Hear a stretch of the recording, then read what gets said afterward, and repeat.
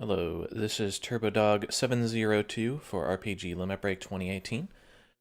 This submission here is going to be for Shining Force EXA or Shining Force EXA. It is a PlayStation 2 action RPG from the Shining series. I am submitting this as an any percent run with the possibility of a co-op any percent run with Ty2358. He might cover the first part of the game and then I can carry up the last part. But I figured I'd submit as both of them just in case he cannot go, or in case you want to get the full Shining Force EXA experience with me. So we're going to go ahead and start up the game here. One of the nice things about EXA, you can skip cutscenes, and as you'll see, you can skip through talking sequences relatively quickly. Here we get introduced to our first tutorial, which is basic combat. And we're going to get our first talking scene here. You can go ahead and skip through these relatively quickly. As you can see, the only time that it kind of slowly loads up is when it needs to load a new portrait. So, the kind of delays when there's a text box is simply the game loading up the next portrait. So after we get past this first area, we're going to make a real quick detour just to grab a hidden shield and a little bit of money. That is going to be used to help out our very, very early game defense. So for the first 3 chapters and a little bit of chapter 4, the game is going to be heavily tutorializing us and just kind of teaching us the ins and outs of the game. So those of you familiar with the Shining series of games, this is a very different style of game from Shining Force, or like the traditional Shining Force tactics games, and it has a very different storyline. So I feel like this game gets lambasted a lot because it looks like Neo, and people just haven't actually played the game. I think EXA is actually a fine game. Actually a good game, I would even go as far as to say.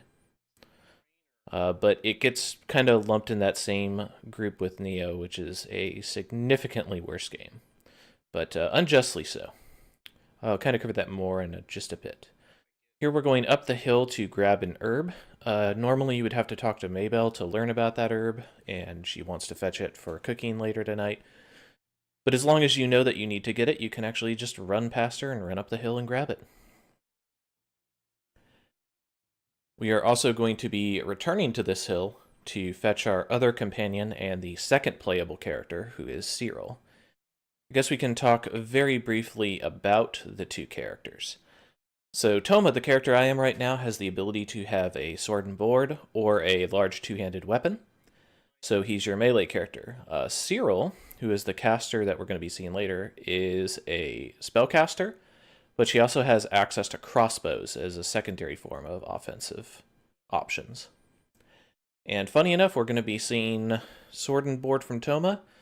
We're going to see some crossbows from Cyril inside of the route, and we're going to be seeing Cyril casting magic, a whole lot of magic. So to kind of cover a little bit, I consider EXA to be a fixed version of Neo. So Shining Force Neo had a multitude of problems stemming from very poor conveyance on what you were supposed to level up, how you were supposed to build, excessive randomness on gear, but not necessarily allowing you enough drops to be able to recover if you needed to. It was very easy to build incorrectly in Neo, and as a result, kind of mess yourself up and have to grind a lot in order to get back on track. Also, some builds were just very, very suboptimal. Like, I remember the first time I played Neo, I used a two-handed weapon, and it turned out that late game things just hit way too hard and stun you way too often. EXA gets around this by having a much better kind of combat engine, and much better allocation of gear, and difficulty spikes are less spikes and more just kind of a ramp up of difficulty. Although there are a couple of dangerous areas. Here we pick up a power headband and then equip a bracelet that we picked up and our circle shield. That is going to help our defense for a single room is what we're concerned about. There, Hikane, the small foxling girl, tried to give us a healing water. For the purposes of this run, which is my PB, we are going to skip that. By not picking that up, you skip over a tutorial for healing. But in the actual run, we would pick it up for safety. So here they're discussing one of the major improvements in this game is the charge attack. So by holding X, you can charge up your weapon and get a variety of different charge attacks. Here you're seeing the supercharge attack, which is a charge attack that you can do after a normal charge attack that costs quite a bit of MP. The funny thing about charge attacks is if you just raw try to charge attack, it will take quite a bit of time for you to charge up your weapon. However, if you start to charge after a 3-hit combo or more, it will charge very quickly. And a 3-hit combo into a charge attack is necessary to even do supercharge attacks. So there's a Goddess Fountain. Goddess Fountains restore your health, your mana, and your consumables that you use to heal. You'll notice some blue crystals as I move through here. Blue crystals, they used to be called Force Energy in Neo. They are called Mithril here. So I might use those interchangeably, just because, I'm used to both games. But those you can think of as currency for the upgrade system of this game, which is called Force Arts, which we'll cover as we get to it. Here we're taking some small detours to pick up some extra gear that we can later on break down into Mithril for upgrades. And we picked up a little bit of fairy dust. Fairy dust is a consumable that keeps it so that you cannot be stunned and knocked up in the air. Used to be very vital in the Neo run because it sold for lots of money. They reduced the amount that it sold in this game, though, which is kind of unfortunate. But, we work around that. Money routing is pretty strong inside of this. You can sometimes run into issues in the first 6 chapters of the game, but normally you can recover pretty easily. So here's going to be our Cyril tutorial as we gain control of her. And the game is going to pick up some healing waters there for her. Since we've already passed the trigger, we don't need to worry about getting the healing tutorials, so she can pick those up freely. Healing items are specific to each character. Cyril gets the pink healing waters, Toma gets the green ones.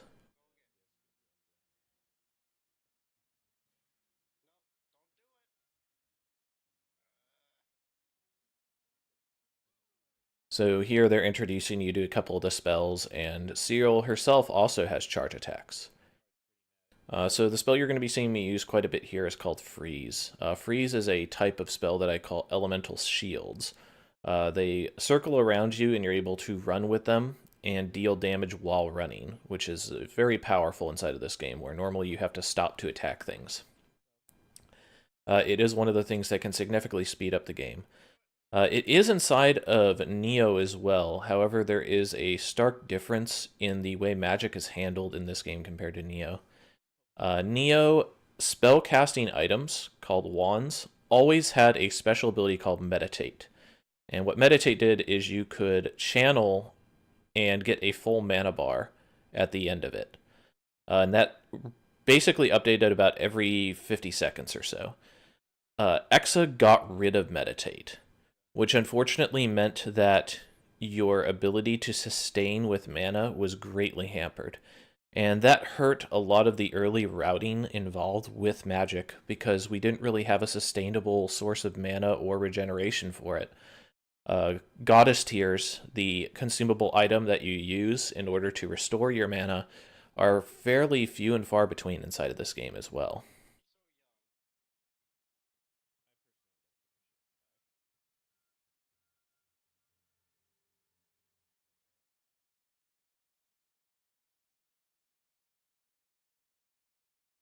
So you'll notice that there is no real audio going through, and that's simply because I was currently on Discord during this, so I didn't have a clean just audio for the game, and I do apologize. Feel free to play your own music if you'd like. So we break through that gate and go through this side area to get a little bit of mithril and a little bit of extra gold. This is why we would normally pick up the healing items and the extra defense from before. These guys, if they gang up on you, can actually kill you pretty quickly. So this is the first spot of real danger inside of the run. That being said, as long as you're kind of quick with your healing, or you take the strategy that I used, then you're pretty safe.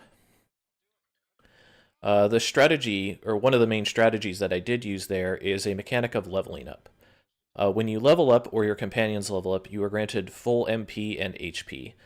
And while it's not used abusively so much in the game, there are a couple places where we have scheduled level ups that we can use in order to stop us from running into danger or to reduce the amount of time that we spend hitting goddess fountains. So this run, I recall having pretty decent luck with money in the early game. To do a very basic rundown, we need approximately 230,000 mithril gathered and about 120,000 gold gathered around Chapter 5, about midway through Chapter 5, going into Chapter 6. And that's going to be used when we transition over from Toma to Cyril. But we'll get into that more as we continue on. Going inside of this cave, our heroes are trying to look for Shining Force, which in this game is mentioned to be a sword of immense power that was used to slay the great evil beast Malzatra. They go into this cave and notice this mural that shows a depiction of Shining Force inside of it. But they go, man, we've been to tons of caves, like these murals are all over the place. And these legends are being told all over the world. It's not just unique to where they're from. So these guys are fairly certain that Shining Force does actually exist. And, they're trying to get its power for their own uses. And we're going to see kind of how that plays out in the next room. So going up here, this is a monster generator. Monster generators generate monsters. Pretty simple there, and I'll talk about monster generator mechanics here as we move forward. And sure enough, hey, this random cave just happened to find Shining Force inside of it. Looks a little weird, but don't worry about that. So Maybelle goes first to try and draw the sword in the stone style. She wants to save her dying race of elves and to give them protection and comfort so that they can rise again, kind of. She fails. Gadford's like, I want to be an honorable knight and live a path of justice and righteousness and goodness and all that good knightly stuff. He fails to pull it. Now this guy Toma, it sounds really, really bad when he says it, but what he says is, I want to be king of the world. And he actually pulls the sword. Once he pulls the sword, you go like, wow, so you just have the final weapon of the game, right? Not exactly. Shining Force then transforms into a gauntlet, which now Toma wears. So even though you got the OP sword that defeats the great evil Malzatra, it's now just a gauntlet for you. Deal with it. So this is storyline. The game talks about there being two major countries, the Noswald Empire in the north and Firlint in the south. Noswald Empire is ruled by Emperor Ragnadom III, who's a enormous war hero, very well liked by his people, but extremely brash and kind of brazen. Then you have Lady Rimshian Levi's, who is the leader of the Magnus, and they, for lack of a better term, they're monster people. They are a group of individuals that have immense quantities of magic and strength due to their heritage being intertwined with magic. And Lady Rimshian is the leader of the Magnus because the leader of the Magnus is always the strongest Magnus. So here we discover that the cave that you went into is actually a tunnel which leads to the Geofortress. The Geofortress is an enormous technologically advanced base built by an ancient civilization, and it is actually powered using the Shining Force. The Shining Force itself is said to unlock unlimited amounts of energy and power inside of it. And so it's able to run this Geofortress. This Pokemon looking chap here is Zennis. He is the guardian or the caretaker of the Geofortress. And he's like, hey, we need you to break open these rocks and open up the energy generator so that we can turn on more functions of the Geofortress and kind of get things rolling. Toma's like, awesome, let me just go out here. And he doesn't really question the fact that a major energy converter source is just out in the open with no defense compared to this heavily fortified base, but don't worry about that. It's not important. So, you know, I kind of poke fun at it. The story in this game it has problems. But I will say this. The characterization of characters is fairly consistent throughout, but more importantly, even though some of the characters are kind of there are some genuinely good character moments that take place in the game. I won't spoil it too much, but if it is something that you might be interested in, I'd say give it a whirl. So here we are going to unequip our circle shield so that we can break it at the Force Art terminal here.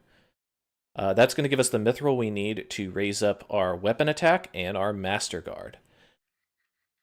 After we do that, we are going to be shifting over to Cyril, and Cyril is going to do our field work at this point. She is going to max out Master Guard 2. So to talk a little bit about the Force Art system. Force Arts allow you to gain strength in various ways as you progress through the game. In this case, I'm raising my weapon attack and my Master Guard, which is your defense from armor. By raising those up, I raise the amount of damage my weapons deal, and I raise my defense. When you invest enough mithril to max out one of those, as I just did with Toma, you unlock the next level of it. The next levels of it are about... I should put it this way. The previous level of something, like level 1 compared to level 2, is 60% as effective. So because of that, oftentimes you will see me not necessarily max out one of the trees if it would be more cost efficient for me to invest mithril spread across the different levels of a tree.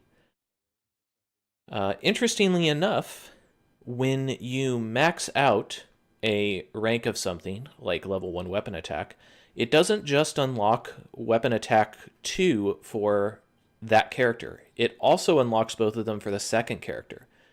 That being said, that character doesn't have the points in weapon attack 1, but they still have access to weapon attack 2.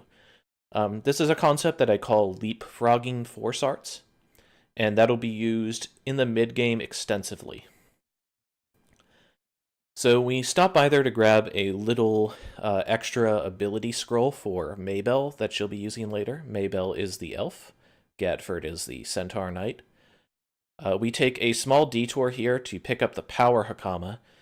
You could normally get by without that, but I was finding that sometimes Toma's defense was sketchy, and you didn't necessarily get access to good defensive gear, so that was a nice little detour that mellows out your defensive stats for the early part of the game. So this is one of the big changes for the game. Since you have two characters, you actually run into what are called defensive battles, which is the Geofortress can come under attack by random enemies. In this case, it's kind of more of a tutorial battle, so it's very simple. We get attacked by a cadre of orcish warriors that try to attack the energy generator outside. So lots of things to kind of cover in this early part, but things will kind of mellow out as we continue on. So for the purpose of this particular one, normally when you need to complete a defensive battle, you need to defeat a boss, and then it ends.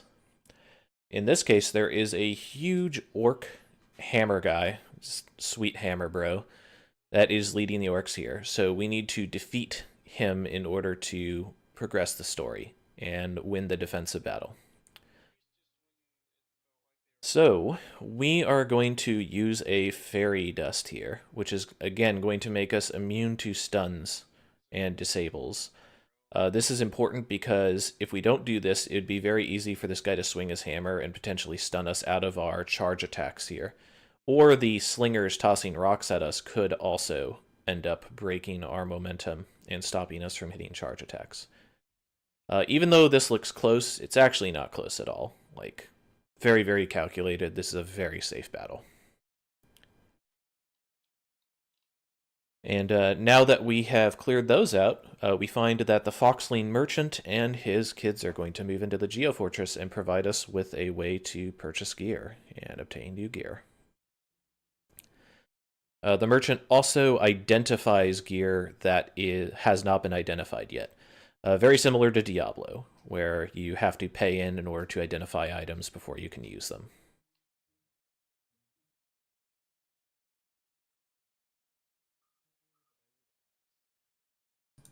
So after the defensive battle, we return to Cyril, who is making her way via the story to pick up the blue metal, I believe it is. Blue metal is going to access other functions of the Geofortress, and so we are picking that up story-wise in order to, well, progress the story. Picking up a war crossbow that's hidden here inside of the brush, that is going to be broken for a large quantity of mithril. Normally, when we make detours, it's to pick up very specific pieces of armor, or try at specific pieces of armor, or we are grabbing them because we know that they're going to give us quantities of either gold or mithril. So we're going to go ahead and enter the first of the ancient arenas, and this is the Harpy Ancient Arena. These are very similar to the Legion hives inside of Shining Force Neo, so I might use those interchangeably. You use Seals of Darkness to open up the ancient arenas, and inside there is a theme for each of these. In this case, it is harpies. This is a required ancient arena in order to progress the game because the blue metal is at the bottom of this ancient arena. Now, unfortunately, this next fight is going to go considerably slower. Ancient arenas, how they work is they are themed for a monster or a type of monster. In this case, harpies, and there's a giant harpy. That is the boss that we need to kill to finish the arena. As long as we kill that, every other monster inside of the ancient arena dies.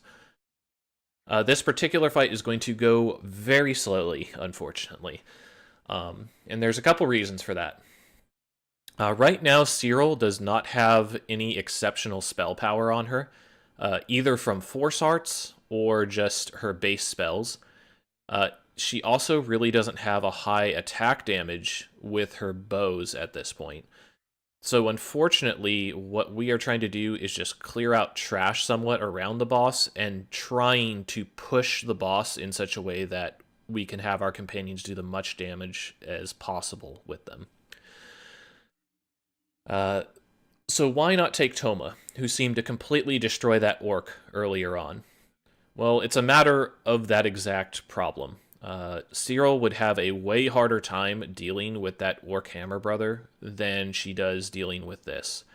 She also wants both of her companions here because both of them together are going to help assist her damage in this early part of the game. So it's not so much that Cyril is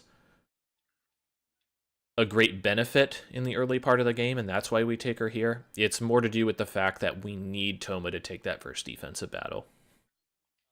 And just unfortunately, this is what we need to do earlier on. It's because of kind of this system where we didn't have access to huge quantities of spell power early that early Cyril and later on Cyril seemed really, really poor at first glance. It wasn't until some later developments and discoveries inside of the routing that we were able to use her, and she's now the preferred party member for the late game. Okay, so I misspoke. This is the red metal. The red metal is what we needed. So we're going to return to Lacton Village. Lacton Village is currently the only teleporter to the Geofortress that is turned on, which is why we're going to it. However, once we make our way to Lacton Village, we're going to discover that it is under attack in the crossfire of an engagement between the Magnus and the Noswald Empire troops, their beast forces. So something to note about this, wolfmen are strong to frost, but they are weak to fire. You're going to see me put up my elemental shield, though, on purpose. The reason for that is the wolves still hit considerably hard, and frost has a pretty decent chance of pushing them out of range of their melee attacks. So it gives me protection while I shoot my fireballs. Fire does additional damage to the wolfmen, and really any type of Noswald troop that isn't specifically a robot.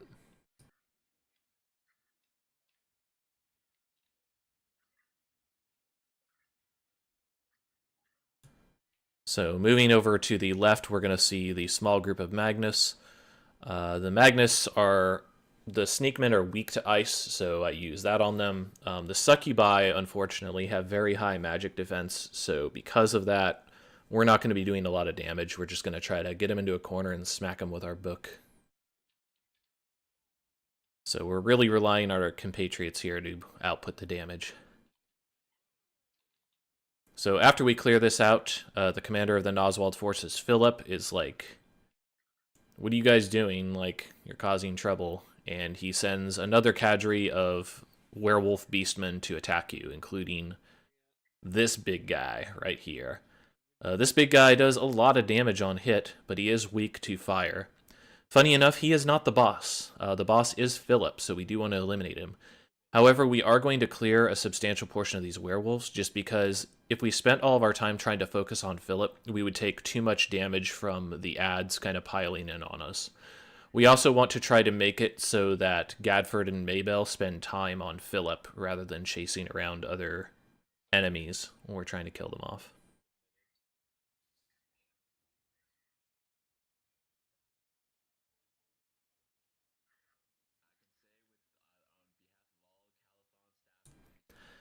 So, kind of talking a little bit more about the progression system inside the game, I mentioned that you can leapfrog levels of progression in this. In order to get new force arts, oftentimes you need to find them in the field from what are called power art stones. They'll look kind of like black monoliths, and that will give you access to new levels of them. You can see one in the background there. When you max out, you gain the next level of a force art, but there are caveats to this. And that's especially important when you're talking about the early game magic conundrum that I was discussing. Early game, you are only able to get up to level 3 magic and max it. At that point, you are unable to progress your magic further until you find a power art stone that has level 4 magic on it. Once you get level 4 magic, maxing that out allows you to get level 5, and level 6 is typically not supposed to be obtainable in the normal game. But we're going to kind of circumvent that a little bit with a particular trick when we switch over to Cyril. So here's Emperor Ragnadom on his flying fortress. I believe it's called the Griffin. And he's like, wow, so Shining Force showed up. I should probably check that out, because the founding fathers of the Noswald Empire wanted to use Shining Force to unite everybody and destroy the Magnus, who are evil people that worship Malzatra. At least that's what they've been told. Enter Amataliri and Falkland. They are somewhat comic relief characters. They are Magnus children. Amataliri is a strict mage in this sense. Falkland is a healer character. Amataliri is used in a couple of places, but isn't super relevant. Check out that sweet bird nest that's literally on her hat. She says it's a phoenix. Who are you to disagree that a marshmallow-shaped bird isn't a phoenix? Falkland is going to be extremely crucial as we move forward, and we'll cover that a little bit more as we get through this chapter. So now that we've gotten the red metal, we need to gain access to another type of metal, and that is going to access even more functions of the Geofortress. In this case, we are trying to activate the Geofortress's cannon. However, before we do that, we're going to do a couple of side trips. So we are going to go ahead and grab the gear that Cyril picked up that is not identified and identify it on Toma. We're also going to be relieving her of her Darkness Rune and the special ability for Maybell. We identify all of these. We talk to Hikane, who is the other Foxling merchant. And she is going to say, hey, you know, for a small fee, I can write a message to the blacksmith Gantetsu of the village, Lacton Village, and he'll come over here. So we like the blacksmith. The blacksmith allows you to upgrade your weapons and armor for fees, of course. And the amount that he can raise your weapon is directly related to the chapter you're in. When you first pick him up, the most that he can upgrade is up to level 5. Once you hit chapter 7, which is another relevant place, you can only get plus 7.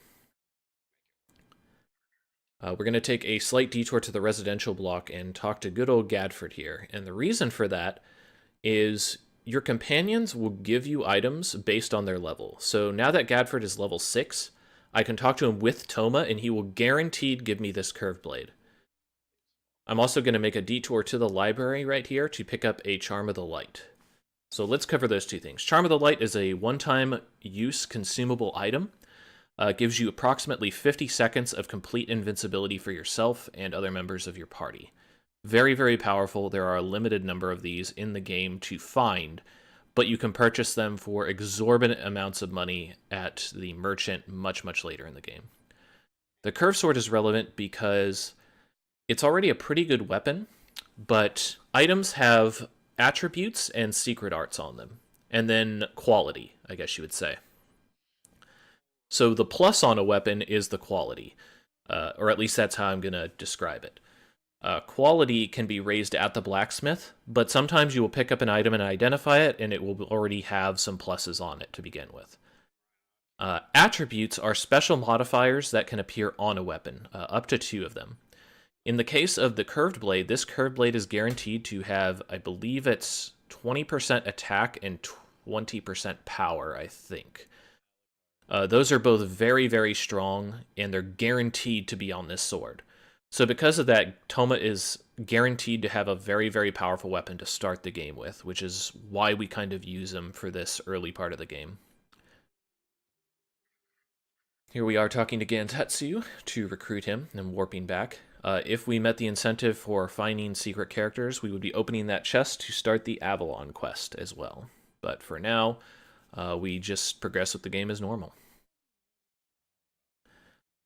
So here we're going to upgrade our curved blade. We want to try to get it to +2 or +3 at this point. I raised the Power Hakama because we want to raise Power Hakama's defense, and we have pretty good attributes on it. It was a +40 HP, which is a really nice starting item. Here we're adding on Death Blow onto our curved blade. Death Blow is a secret art. So in addition to 2 attributes on a weapon, you can also have a single secret art. And secret arts are specific to the piece of gear that you have them on. In the case of Death Blow, we put it on a weapon, and it increases the attack power of the weapon, but also reduces the MP that we have by a substantial amount. Here, we are going to equip some basic armor on Cyril. And then we're going to go and use her to leapfrog Toma to weapon attack 3. So now Cyril has learned all of weapon attack 2, and she is able to promote Toma's early dominance with his attack. And those attack points that we put in with Cyril, even though we will be casting magic later, are not wasted for a variety of reasons. We'll kind of cover those more and more as we go. So here we're taking Cyril out to the field. The only reason we're taking Cyril and not Toma is to get access to a treasure chest that's kind of secreted away on a faraway island. And that secret chest is going to have access to Goddess Tears, which is the MP restorative mentioned earlier. But for now, we need to make our way towards Yale Village, which is the village that we started at. While there, we've been instructed that we want to try to activate another warp gate there as well, just so that we can return to town faster.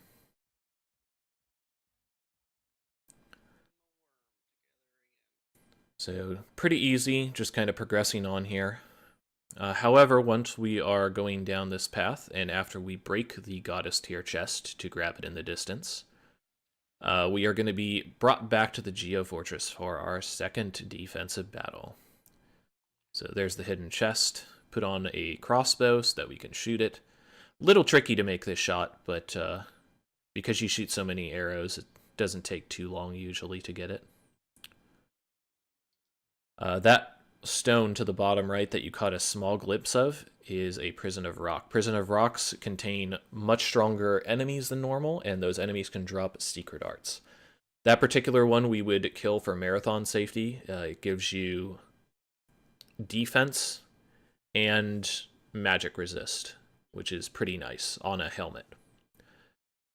So here, Amatelieri and Falkland have been chased all the way to the Geo Fortress by this huge amount of spooky ghosts. And Toma's like, oh man, I can't let spooky ghosts be in my kingdom. I gotta stop the spooky ghosts. I mean, what type of kingdom just promotes spooky ghosts running around? I guess Halloween Town, right? From Nightmare Before Christmas, but we're beyond that. So we're going to toss Light Charm into storage. We also have a core metal. Gilne here is going to try to sell us another core metal, and we're going to tell him no, because they're expensive and we get plenty of them. Core metal is used to upgrade your Geo Fortress's various abilities and parameters. We'll kind of talk about that when we hit the first upgrade point for that. So this is another introduction to another mechanic of defensive battles. Some defensive battles, you need to defeat enemies for some portion of time before the actual boss will spawn, and that's the case for this ghost fight. So what we would really like here is to be able to get some money drops from the ghosts.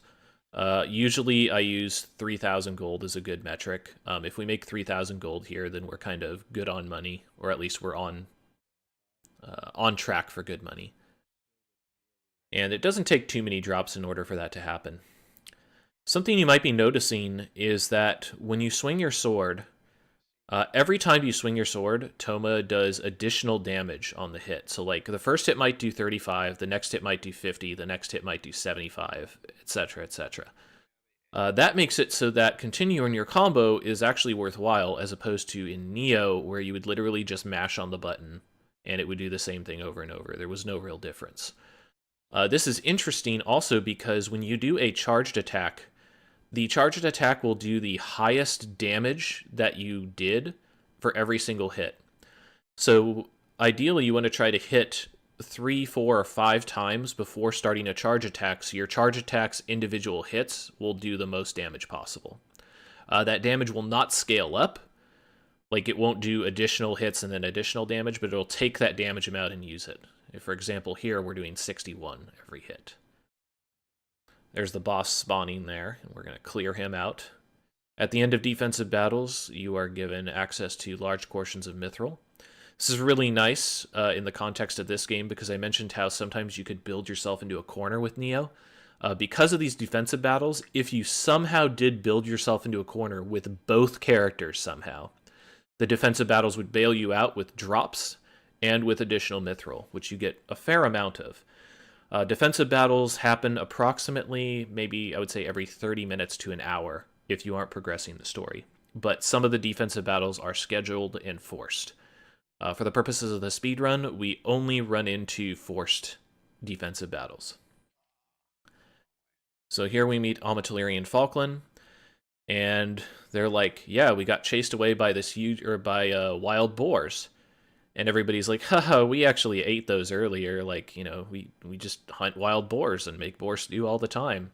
They're like, no way, you don't kill boars. You're crazy. There's no way you could defeat a boar. And they're like, fine, we'll show you. So sure enough, they realize that you have the Shining Force on your arm. But they still don't believe that a bunch of kids, younger adults, would be able to fight this titanic wild boar that terrorized them. But Toma's pretty confident he can deal with it. So here, something to note. So your companions gain experience and level up. Okay. Uh, for the purposes of the speedrun, we need Falkland not to level up more than twice in the early part of the game. That is going to be used for a rubber banding glitch exploit later on. To cover that very, very briefly, or the concept, Shining Force EXA and Neo employ a form of experience rubber banding where if your main character is super far ahead, or if the enemies you fight or you are fighting are much higher level and you defeat them, then your companions will jump up many more levels than they should based on the experience that they got. And that's just to catch them up to a point where you can use them more aggressively, or you can kind of swap out support characters whenever you want. Reduces grinding to get new characters. We are going to be using that rubber banding for a pretty huge glitch, starting inside of Chapter 6. So here, make a slight detour for this mithril, but we get to see this boar. That's a big boar. It's not surprising they had trouble, and that boar is actually a huge bad guy. Like, if you tried to fight him right now, you're about 30 levels too low to be able to fight him and win. You can actually defeat him with a glitch, but it's not worth it for us. Check out this sweet animation on the boar. Just... That's not an emulation bug. That's literally the animation is just it shaking back and forth. It's pretty incredible. Another nice little look at it.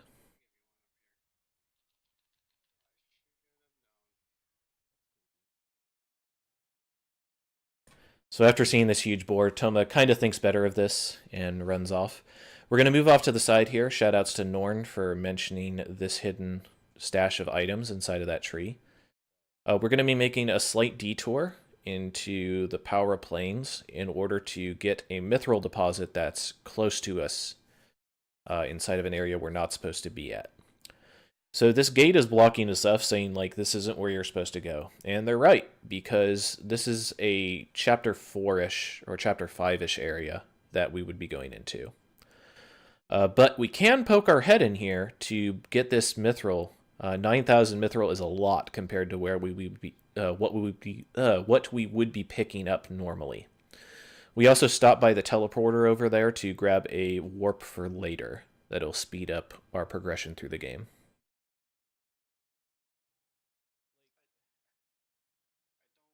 So, we're going to go ahead and grab another mithril deposit inside of this prairie before moving on. And in order to move on, we're going to make our way over to a cavern inside of the Iliad Forest. And that cavern is going to be the hiding place of another piece of metal for upgrading the Geofortress. So we used to do the Orc Ancient Arena here, but we found out over time that it just wasn't worth our time to do it, and not even worth getting the warp here. The reason for that is by not picking up the warp and not picking up certain power art stones and other items, we reduce the menuing it takes to upgrade our characters or warp from place to place. Just a slight menuing optimization. So we're going to make our way south here. We used to defeat the enemy in this prison of rock coming up. It's going to be a big glowing stone. This one gave us a shield secret art that would improve our stun resistance. However, by picking up a few ranks of stun resist through force arts, we essentially do the same thing without having to eat up our shield secret art slot. So here's where we're going to start kind of a manipulation. Here we want to get both of our characters killed, but specifically Falkland. Falkland has to get dropped. Because we don't want him to gain too many levels.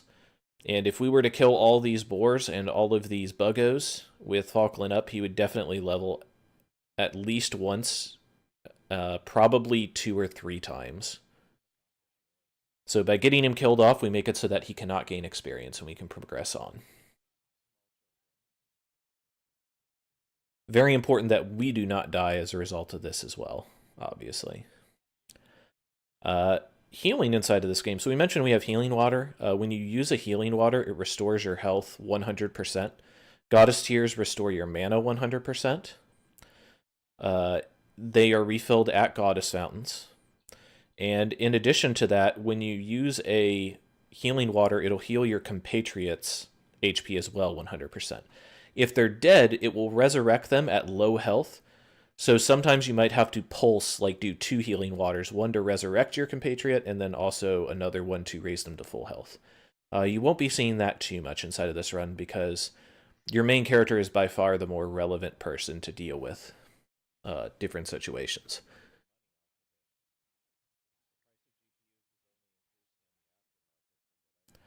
So just clearing out this boar cave so that we can get access to the good old plot metal that drops here.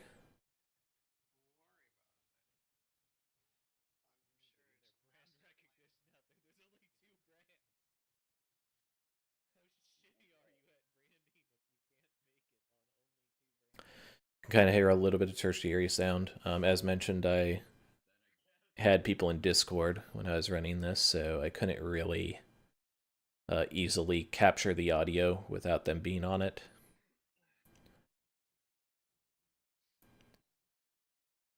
So after we pick up the metal, we are going to activate the cannon. And with the cannon's help, we now have a weapon worthy of the Geofortress. After we do so, Amatalirian Falkland, or Falkland specifically, goes, well, Shining Force has already been found. We wasted our time trying to find it. Let's leave. And Amataliri's like, forget that. We're staying here. He's like, I'm not going to let some twerp just keep Shining Force. Like, I want to see what the metal of Toma and his spirit. She also mentions that they're on a secret mission, but doesn't elaborate, and no one really seems to pick up that they said a secret mission. But there's Rimshion, the leader of the Magnus. She had sent the children not only to find Shining Force, but also to spy on it if it was unable to be obtained. That door is the door that locks away the evil ship Gusk, which is said to house Malzatra. And that is at the bottom of the Crimson... what is it called? The Crimson Palace in Fearland. Meanwhile, on the other side of the tracks, Ragnadom goes, well, the power of the Shining Force has definitely been unleashed, and the Geofortress is up. Maybe we should test out the power of Shining Force. And so he sends a small army of beastmen and war machines to engage the Geofortress and test its power. Perhaps draw out the true power of the Geofortress and Shining Force.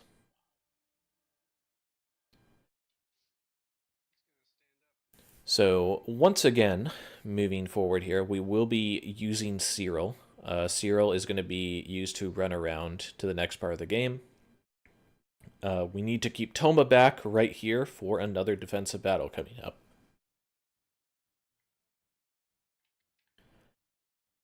So Philip is at Narda checkpoint, which is kind of the border region headed into the Noswald Empire.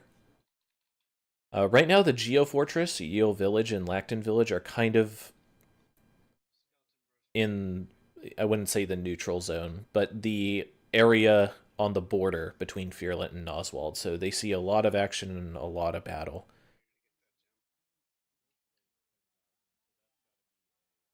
So here, you'll notice that curb blade costs 10,000 gold to identify.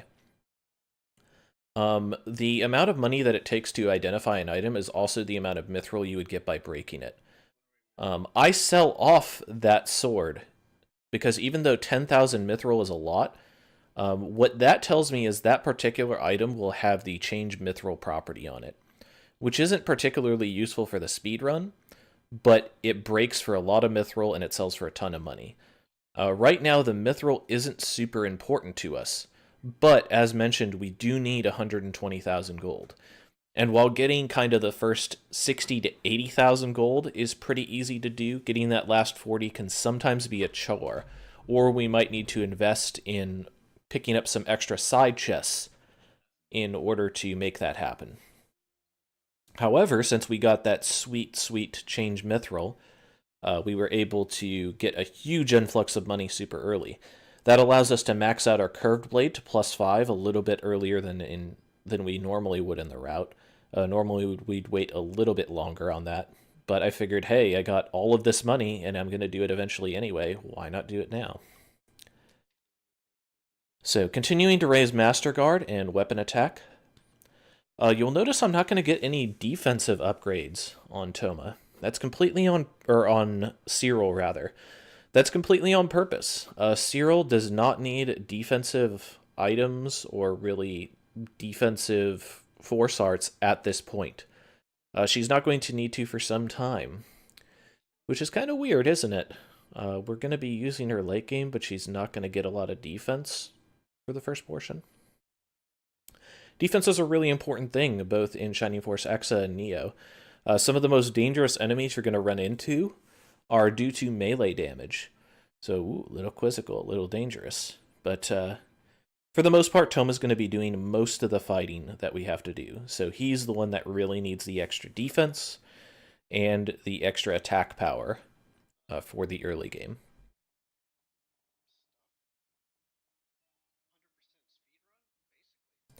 So here we're trying to get Cyril to max out on weapon attack 4 so that she can leapfrog Toma into 5. And after that, Toma is going to try to leapfrog Cyril to weapon attack 6 by maxing out weapon attack 5. So as you can see, they're kind of like trading mithril in order to push each other to the next level of power. Now you might say, like, how does that work? Well, what's really cool about this game is that since you have two characters, they each have their own mithril pool that they use. And it's the equal amount, but not shared. And what I mean by that is, let's say Toma picks up 100 mithril. Toma will have 100 mithril, and Cyril will also have 100 mithril.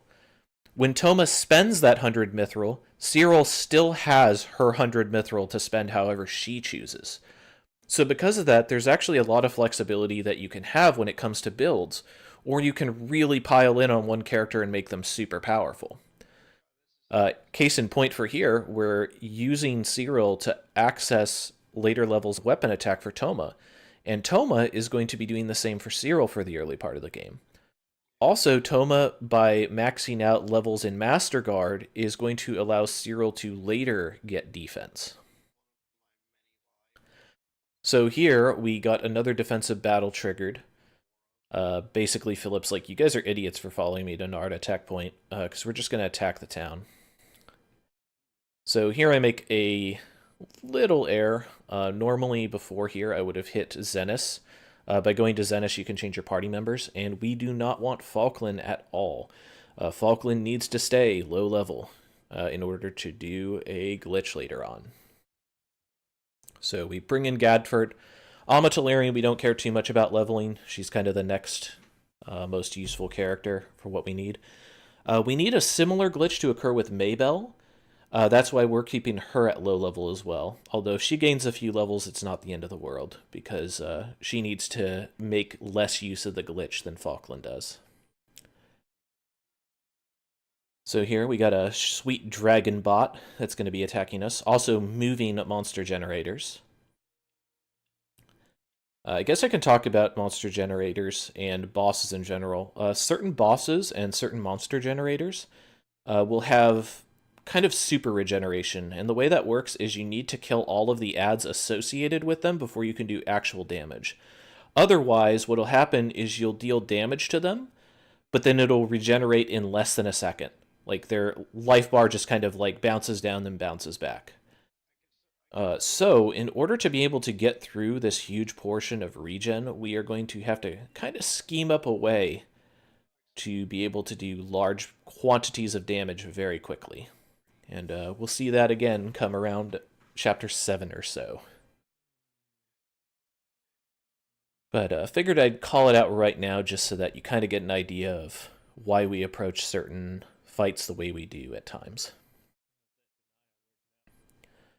So after we clear that out, we are going to go to the right inside of the cavern here. It turns out Narda Checkpoint has a cave that leads to an ancient dragon called Garyu.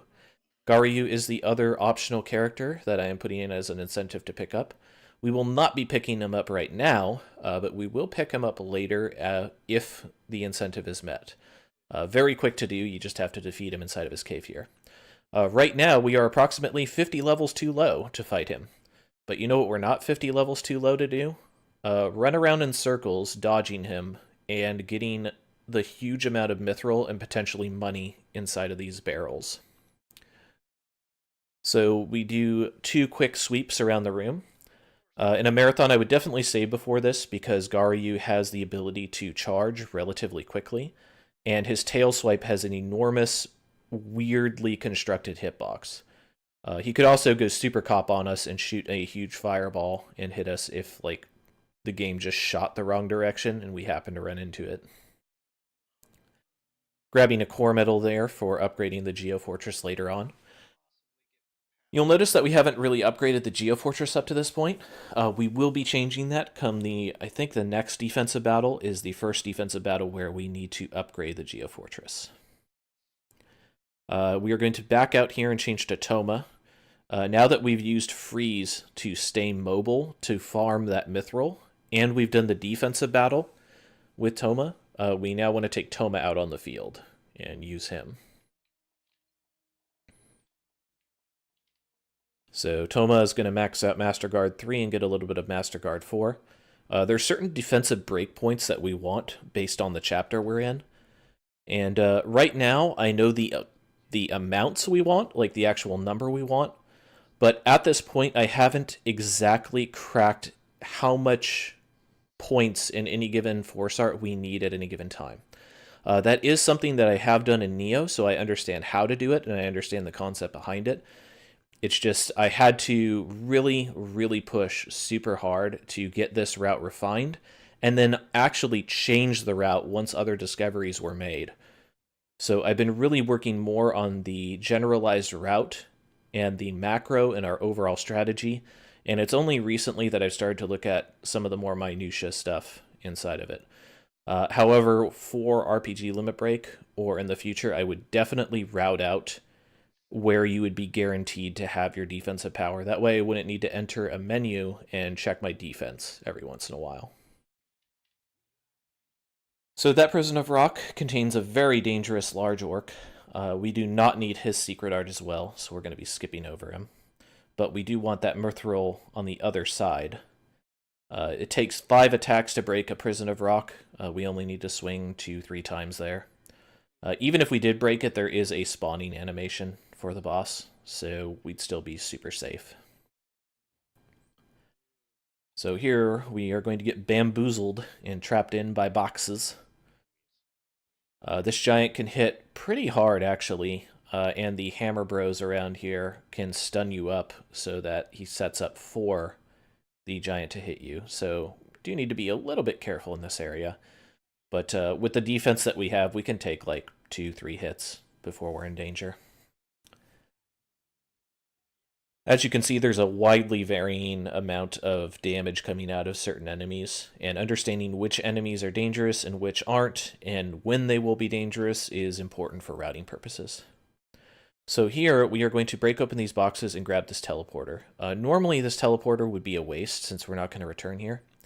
However, we're going to go down one of the Path of Carnages. Whenever I break a gate and go into an early area, it's literally called a Path of Carnage. When you go down those, they're typically far stronger than the monsters around you, but they usually have a good reward at the end. And the reward at the end of this one is particularly good. So right here, I'm going to kill off these Arc Dragons. Arc Dragons, as you can see, shoot Lightning Breath. It's multi-hit, very long, very quick. Can be pretty difficult to dodge. I'm going to grab some keys in the bush here. And I'm going to actually teleport back to base here and make a save. The reason for that is there's so many dragons in this area that I'm at right now that if they had all decided to kind of turn and shoot me at relatively the same time, I could die very fast. So in order to combat that, I make the save. Still heal very aggressively here, but just in case something went wrong, I don't want to lose a run to something randomly happening here. So the reason we go through this area of dragons is there is a large mithril deposit to the bottom here and a treasure chest. And in that treasure chest is a Charm of Light, or a Light Charm. Charm of Light is what it was called in Neo. And to refresh your memory on those, Light Charms are one-time use items that give you temporary invincibility. And we want about 3 of those by the time we hit Chapter 7. So that's number 2. So the reason we grabbed the teleporter for Goron Goron Cave that I mentioned before is because we don't want to fight our way back out of those Thunder Dragons. So we snatch and grab, get the Light Charm, get the Mithril, and then warp out. And then warp back to the cave entrance. So Goron Goron Cave, formerly Sinister Valley inside of Neo. Pretty easy map to go through. There are extensive pathways inside of here, so it can be easy to get lost for new players. We have pretty streamlined movement inside of this area to only grab large mithril deposits that are kind of on the way. We're going to hit a power art stone and actually pick this one up. This one has magic casting. Magic casting level 1, for every point you put into it, it reduces the cost of spells by 1 MP. Which I believe it's a 10-point force art, so you can reduce your MP by up to 10, and that's for the level 1. That particular force art is one of the force arts where you cannot gain the next level of it by just maxing it out. You do need to find magic casting. So we're going to have a defensive battle coming up here, but before we get into that, we are going to grab this last mithril and then get to Cyril so that we can trigger it and have Toma back at base. Also important, we're going to do our first upgrade of our Geofortress here.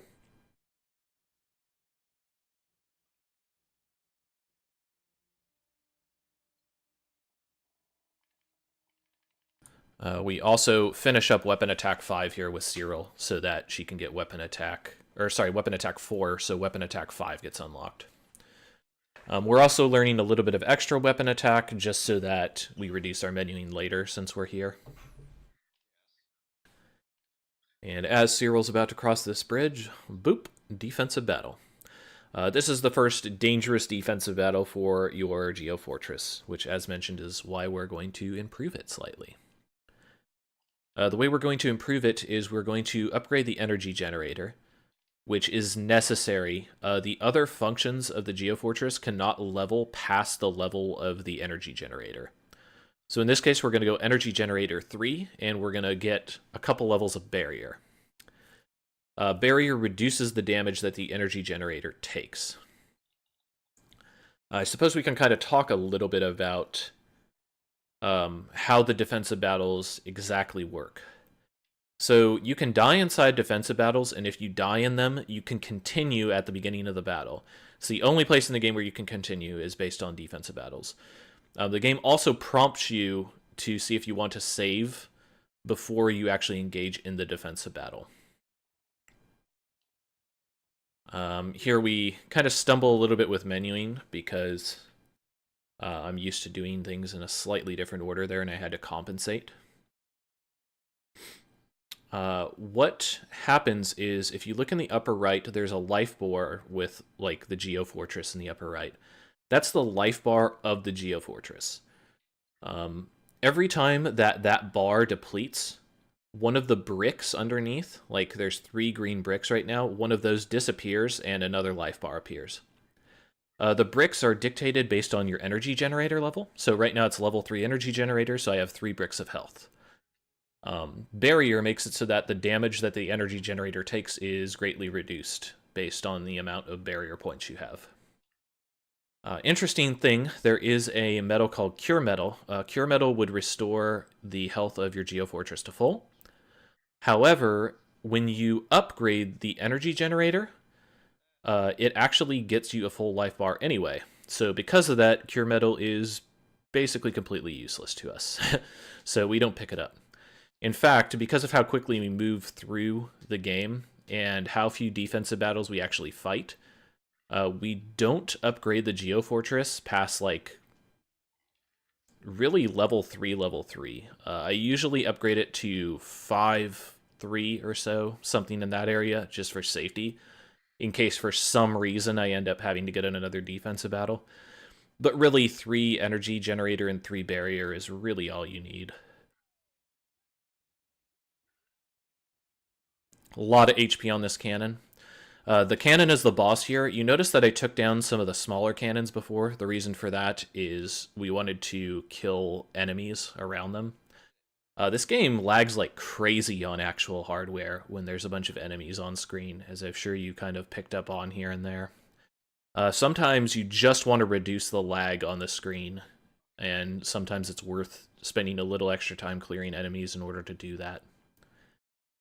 So now that Toma has set that up, we're going to grab that Power Art Stone. That Power Art Stone is called Quick Swing.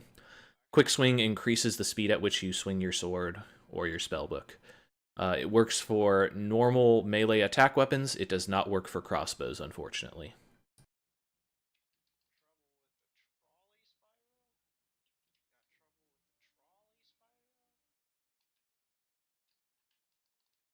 So normally I would make a save here, because this next enemy, the Steel Golem, is a place of danger. If you do not have a high amount of HP plus, or you just get a particularly bad defense for lightning, this huge golem can drop a spark bomb, which is a small circle of electricity. If you step on a spark bomb, it explodes and does damage. It turns out it does like 330 damage, which is between 80 and 110% of Toma's health at this point. He actually makes one there, and I just completely back off of him and kind of wait for my companions to finish that fight. So because of that, it's important to make a save there for a marathon, just to make sure you don't accidentally run into the spark bomb and one-shot yourself. So, I mean, there are places of danger in EXA, but they're much, much less in EXA compared to Neo, and they're pretty predictable. You kind of understand when you're going to be in trouble at any given time. So usually when you die, it's a result of just bad luck with timing when attacks come at you, or you were kind of being a little bit flippant with your approach to certain enemies, or overestimating your strength. So there's the good old Geofortress cannon being used to blow up a wall. It can be used in combat to do substantial damage, but there is a cooldown to the cannon, and it causes quite a bit of lag when you use it. So as a result of that, we usually only use the cannon to blow up plot walls that are needed to be blown up. The range of the cannon is dictated by plot progression, not the cannon ability on the Geofortress that you can raise with core metals. So here we break these cannons because they drop actually pretty good amounts of mithril for defeating them. Also, those cannons are the only things that can really deal damage to us here. These Wolf Barons hit quite hard on our companions, but with the way we built our defense, you can see they're only doing 1 damage to us. However, the cannons do fire damage, and as a result, they can actually hurt Toma pretty badly unless we address it quickly. Boss here is the monster generator, not Philip. Philip, I believe, is untargetable in that fight. Now, during that, we specifically got Amatiliri killed on purpose, and that's to manipulate a trigger in this fight. So Duga is a leader of the Noswald army, and he comes out to engage us at Philip's command. He seems crazed, oddly aggressive. Gadford remembers him from when he was a part of the Noswald military, and he doesn't remember Duga being like this. Now, since my companion is dead, Duga will do 1 attack string, and then the fight will end. There's 3 triggers that can occur that cause this fight to end. One is if you beat Duga, and Duga has a ton of health. The second trigger is if one of your companions dies in the fight, the fight will end. If one of your companions is dead, though, going into the fight, Duga will do 1 attack, and at the end of his first attack animation, the fight will end again. So it's a pretty substantial time save to do that. Now that we return to the base, oh no, Ragnadom found a way into the Geofortress. How did he do that? It's incredible. And he basically goes, hey, stupid kids, show me where the wielder of Shining Force is. And he's like, well, if I'm a stupid kid, I'm a stupid kid with Shining Force, so take that, old man. And he goes, all right, well, then now you work for me, and if you don't, I'm going to kill you. And Toma is a really free-spirited kind of plains barbarian, and he's like, forget that. Like, I'll fight you. I'd rather die. Ragnadom kind of bodies him, but before Ragnadom can kill him, Lady Rimshion appears and makes herself known. And at this point, they kind of have a stare down, and it's decided that they should disengage, deal with their own problems with their people, and Shining Force will be addressed at a later time. It's kind of weird that they would make that decision, considering they both hate each other so much. But, whatever.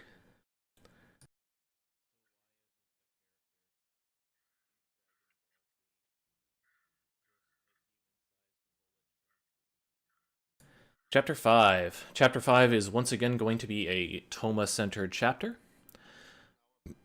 The amount of defense that we're going to need for Toma is going to spike pretty drastically here. Right now, our defensive totals are going to be around the 200 to 250 range. Nearing the end of Chapter 5, we are going to almost have to double that. Near the end of Chapter 5, we want to have between 450 and 500 defense. If we had more, we would be wasting too much mithril on inessential Master Guard points. But very important that we kind of work our way towards that goal over the course of the chapter. That being said, with our defensive values right now, we are totally safe inside of Goron Goron Cave. So we don't need to focus on that, and we can focus on offense instead, so the enemies we do need to kill we can deal with relatively quickly. So this is all very well thought out. We are going to take a detour to the bottom right of this cave to pick up a large mithril deposit. It's about 10,000, I believe. I guess we'll find out here in a second. Yeah, 10,000 mithril. So pretty nice. Pretty nice for only a short walk across the map. From here, we are going to go back to Cyril, because we will be engaging in a defensive battle again. This is going to be another defensive battle where the damage kind of spikes. However, you can get away with doing this at level 3 barrier or level 2. I typically like to have 3-3 at this point for this next battle, but 3-2 is definitely doable.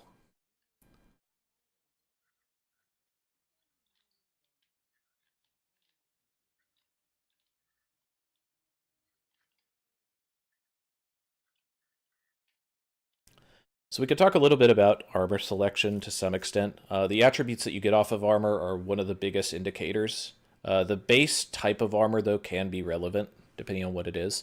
For example, the armor that Cyril's wearing, the Venturer's Garb, gives her S-rank speed. That makes it so that her actual movement speed around the map is faster. Just because you have S-rank speed does not mean you are as fast as you can go in the game, actually, though. Once you've hit S rank, you can still equip items up to a speed cap. There is a cap to it, but you can have faster and faster levels of S, if it makes sense to you. So here, doing a little bit of menuing, making some decisions on what we're going to do. You'll notice that some of those we didn't identify. The reason we didn't identify them is they were going to break for such a small amount of mithril that it wasn't worth the money to identify them. So instead, we keep them unidentified, but still sell them, because they will still sell for their full amount.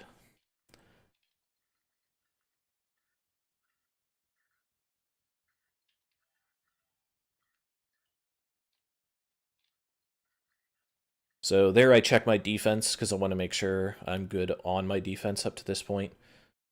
Here I decide that I want to spike it a little bit more, I believe. Yeah, a little bit more, and then I push the rest in weapon attack.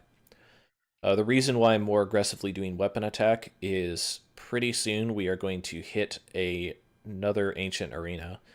And that ancient arena is going to feature enemies that are not affected by defense. They use elemental attacks. So it's much better for us to kill them quickly rather than try to outlast their damage with HP or resistance.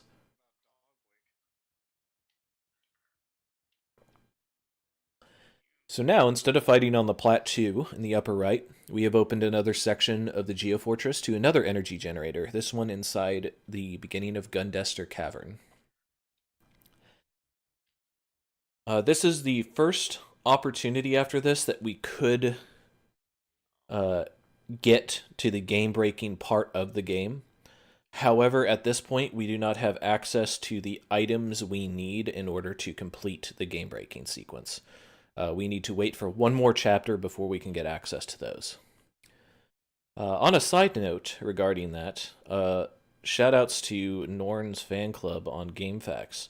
I actually did make a post on GameFAQs regarding this. Turns out when there's not a huge community for games, you try and look for help where you can. And Norn actually, I guess, was working on a segmented run for this game.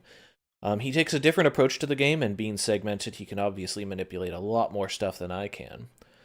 But for example, he gets the gear that I normally get in Chapter 6 immediately, and he does that by improving the training center inside the Geofortress.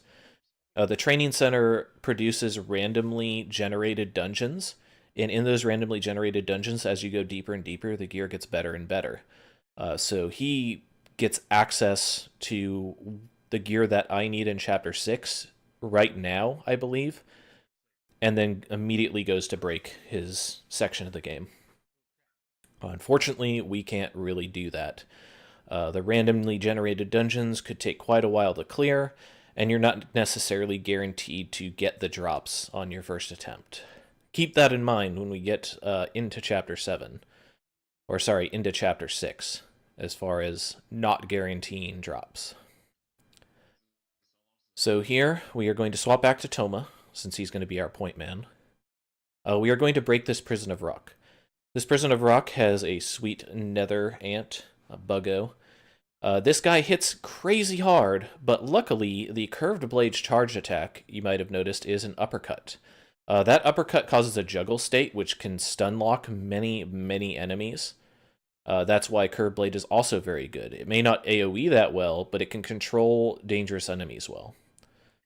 So, and these guys drop like a ton of bricks, the huge bug. That secret art that we picked up is a shield enhancement. That shield enhancement reduces the critical strike chance of enemies by 100%. Which you go like, oh, so it makes you immune to crits. Not exactly. So here we try to clear the lizard wizards because their fireballs are elemental damage and we can't reduce that damage. We also try to be careful of the larger lizard knight because his melee attacks can still deal appreciable damage as well. So we do have to address that. We want to play somewhat defensively here just because if we run too low on healing waters, we could potentially die. But that would require us to be very flippant with our resources and not play, like, just play super aggressive. So there I get a drop called the Ninja Clothes. I believe that's a guaranteed drop on this generator. Ninja Clothes are the next piece of gear that we're going to have on Toma, and he is going to be wearing that for a very long time. Ninja Clothes give guaranteed S-rank speed. They are a defensive upgrade from Power Hakama. And yeah, that's the main thing. This allows you to go zoom zoom and gets you the little extra defense you need. Now that stone that I just passed is something that could potentially be broken for the marathon route. And I'll talk about that in just a second. Here we need to make our way up the cliffs behind the cannon and kill this Wolf Berserker Alpha. He is the boss of this area. Important to get behind the cannon because that cannon hurts when it hits you. Again, fire damage. Here we're going to pick up some side treasures. We're also going to pick up a Power Art Stone with Resist Stun. As mentioned, since we don't have the shield ability that reduces our stun chance, it's nice to put a little bit of Force Art energy into Resist Stun. Also grabbing a goddess tears there at the back. So even though Toma isn't really a caster, keep in mind that supercharge attacks do require large quantities of MP, so he can make use of goddess tears, and they can be shifted from character to character, unlike the healing waters. So, I mentioned that there was a stone over there. Oh, you get introduced to invisible generators here, but we don't really care about that. Instead, we're just going to run our way over to the Ghost Ancient Arena. So what I was saying is that particular rock has a secret art called Flame Nucleus. Flame Nucleus, when attached to items, increases their flame magic attack damage and kind of adds the flame property to weapon attacks. That could be relevant if we take a fire route inside of this game for marathon safety. And I'll talk about that more when we get to item manipulations later on. So important thing to know about ghosts, they can disappear and reappear, and they have dark magic. Their melee attacks do dark damage, and they can shoot what are called dark shines. There is a spell in this game called Shine. It shoots a ball of light, which is holy base, that ricochets all over the place. There is a dark version of the spell that does dark damage. It is usable only by enemies. So we definitely save before going into the Ghost Station Arena, and that's because, again, our armor is not going to save us here. And the boss of this Ancient Arena, the head ghost, has a dark shine spell where he shoots like 5 different dark shines. They spread out in an arc and then return to him. If one of those dark shine sparks hits us, we might survive it, depending on what our HP total looks like and our gear. If 2 of them hit us, we will die. So because of that, we need to make a safety save here, and we need to play somewhat conservatively. I play this out by grabbing Amataliri with Gadford.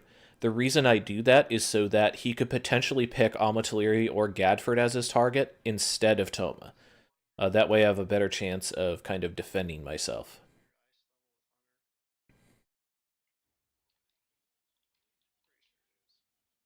Deaths here don't really take too much away, again, since we do make our save. You can see very easily there's a lot of other enemies here, a lot of other Reapers shooting Dark Shines, and I actually took a pretty substantial amount of damage between all of the hits there that were coming my way.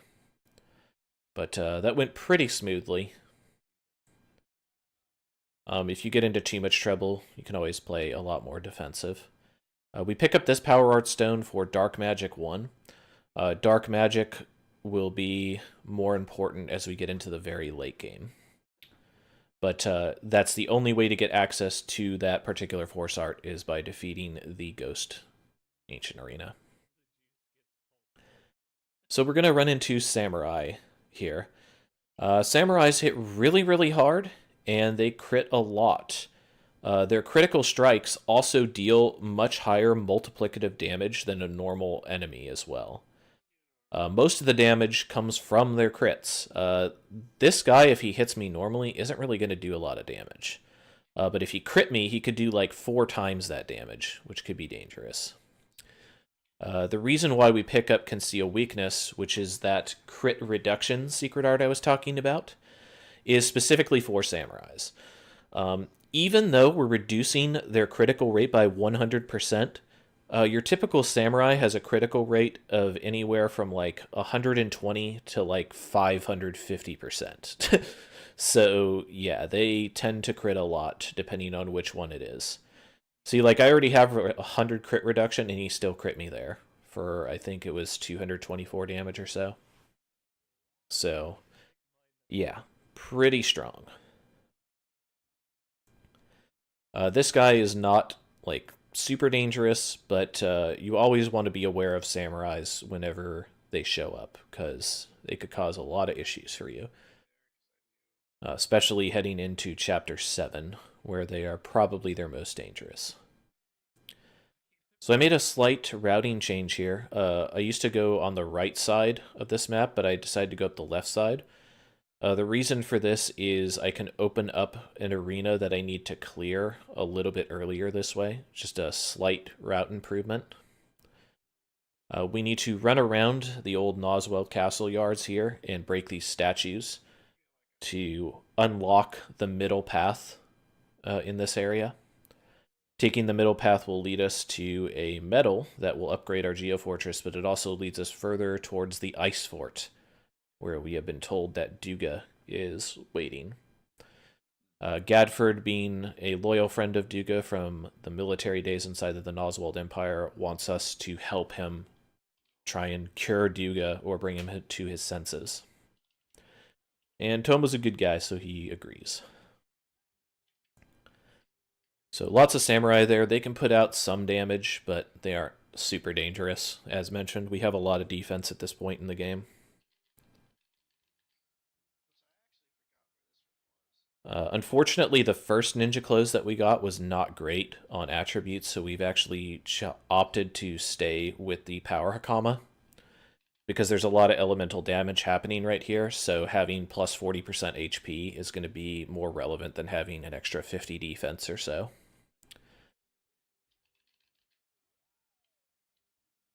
So here we can even lock down huge ice golems using the charged attack. We do not continue to go straight up, which is where we want to go, because we need to break these other statues before we can progress to the very end. Otherwise, we'd just be running back and forth, unlocking gates, but not unlocking others. Nice little Avalon body piece that we're going to be passing by here. We're going to break the jars near it because they contain mithril. We pick up Avalon's right foot, but we're not actually going to get Avalon. I was just kind of smashing OK to grab the mithril. I guess I could kind of talk a little bit about the Avalon side quest. So in Lacton Village, when you recruit the blacksmith, there's an ancient sword. There's also a shrine to Avalon in Lacton Village. When you take the sword to the shrine, Avalon's like, I would really want to be resurrected as the Golden Knight Avalon again, and, you know, could you bring me my body back? And so you basically run all the way around the world, kind of collecting his body pieces in somewhat obscure locations. The first time that you are actually able to recruit him, I believe, is Chapter 11. But he is a very, very powerful character. We don't use him for the speed run because our support characters are going to be extremely overleveled, as is the power of our main character. Our main character is going to be quite strong. So we don't really need the extra power that comes from the secret characters. That being said, they used to be in the route. Avalon used to be a character that we did invest time to pick up in. He has a really, really strong moveset, which includes Gaia Nova, which we're going to see later on, and Avalon Nova, which is a huge AoE holy spell that petrifies.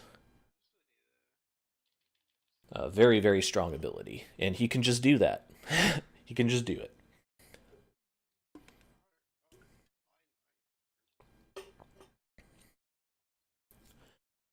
So elemental weaknesses are pretty standard inside of this game. If the creature is a frost creature, it's probably weak to ice. If it's frost, it's probably weak to fire. If it's fire, it's probably weak to frost. If it's a dark creature, it's probably weak to light. If it's light, it's weak to dark. That being said, light magic tends to be the one that provides the most damage and consistency across the board. There are only about, I want to say, 10 creatures in the entire game that are light-based. So having access to high-level light magic is quite beneficial. Dark magic tends to be strong in the context of fighting light enemies, but also tends to be strong against, for lack of a better term, living things. Living things tend to have a modifier that is negative towards dark magic. And then you have lightning magic. Lightning magic is kind of a weird instance. Most enemies have a slight resistance to lightning, but it's kind of the safe option. Like, the consistency of lightning will make it so that things aren't really weak to it, but also things aren't really strong to it either.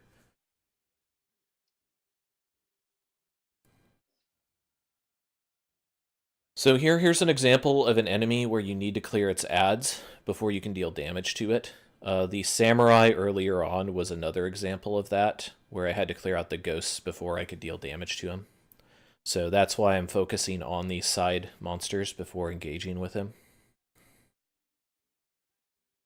These ice golems can potentially cast Freeze 3, which makes a huge elemental barrier around them. It can be kind of damaging. This fight, it's a little bit more dangerous because if those tiny golems cast it as well, and they're all bunched up, it could do large quantities of elemental damage. But that's pretty rare to happen, and it's a very fast fight. So the probability of that going down and you not being able to react to it is extremely low. Here we can just pound our way through this large ice golem. He doesn't have any protection other than his huge health pool. We're also going to be opening up that chest and grabbing that mithril to the side there. So I know that this chest is going to be a witch's robe. The interesting thing when you're comparing Neo and EXA, so most of the time, EXA's drops are going to be random.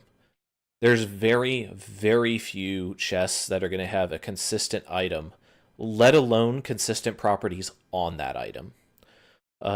Neo, in contrast, had quite a few chests where you could guarantee it would have a specific item and specific properties on them. So because of that, routing for EXA has been a lot more difficult to kind of pin down compared to Neo, where we had these consistent metrics and these consistent ways to get force energy or money. You didn't really get that with EXA. So it took a lot of time and kind of information gathering before I was able to develop a route where we were cutting out as much as we could, but still having a little extra in case we needed it when things didn't go well in the future. Because even if you're ahead at one point in EXA or in Neo, it does not mean that you will be ahead in the next 20 minutes. So you need to be aware of that and kind of plan accordingly.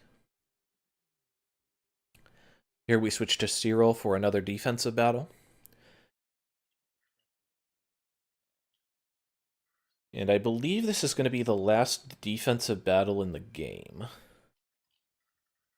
Trying to recall. Yeah, so this is going to be the side mountain. So yes, I believe this is going to be the last defensive battle that you are going to see inside the game. So here, we are going to finish off getting Master Guard 4, so we get Master Guard 5. I believe I'm quickly going to check my defense here, and I'm at 374. 374 is a little low for the location that we're at. However, we are going to get access to some extra force energy after this defensive battle that we can invest in the Master Guard. We also get access to some ninja clothes that are decent modifiers on them. We're going to use this ninja clothes and upgrade it a little bit to improve our defense. As mentioned, our goal is to hit around 450 defense to 500 defense in this chapter, so that we can deal with Duga and a Prison of Rock enemy effectively. Here we're breaking these for a couple reasons. Number one, they can drop a little bit of mithril and potentially money, so that we can kind of make sure we have money for the route. By defeating those generators, you also reduce lag if enemies decided to chase after you to this generator. This is the boss generator. We want to remove this one. But if we can reduce the lag of other guys following us to this location, so much the better.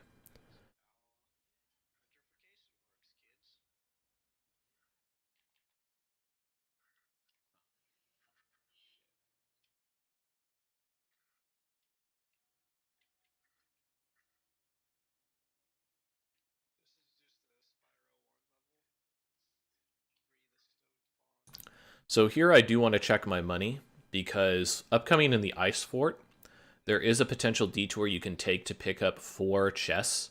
Those 4 chests can give you different drops that can help with your money situation if you're a bit scant on it. This time, I believe, since we got the 50k from the Change Mithril Blade, I think we're ahead on money.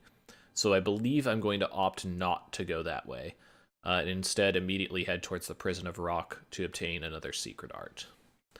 But that is an option if you are low on money. The downside to that is when you open those chests, they are trapped.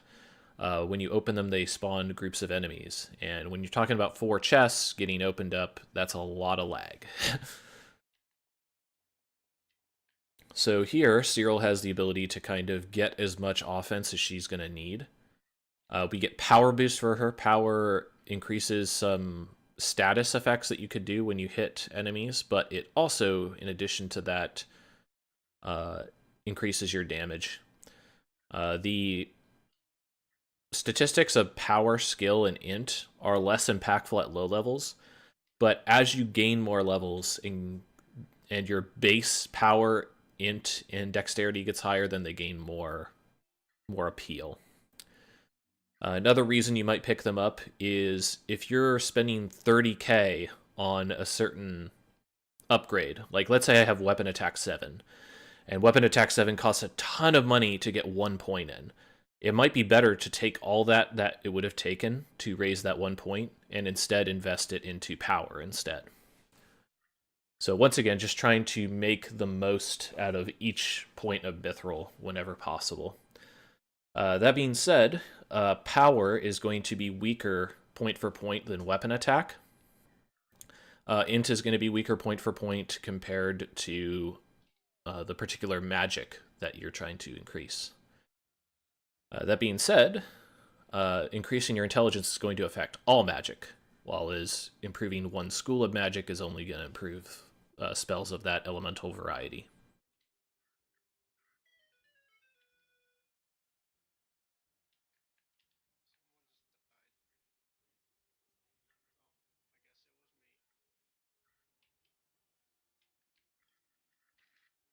All right, so this is the Prison of Rock that I was referring to.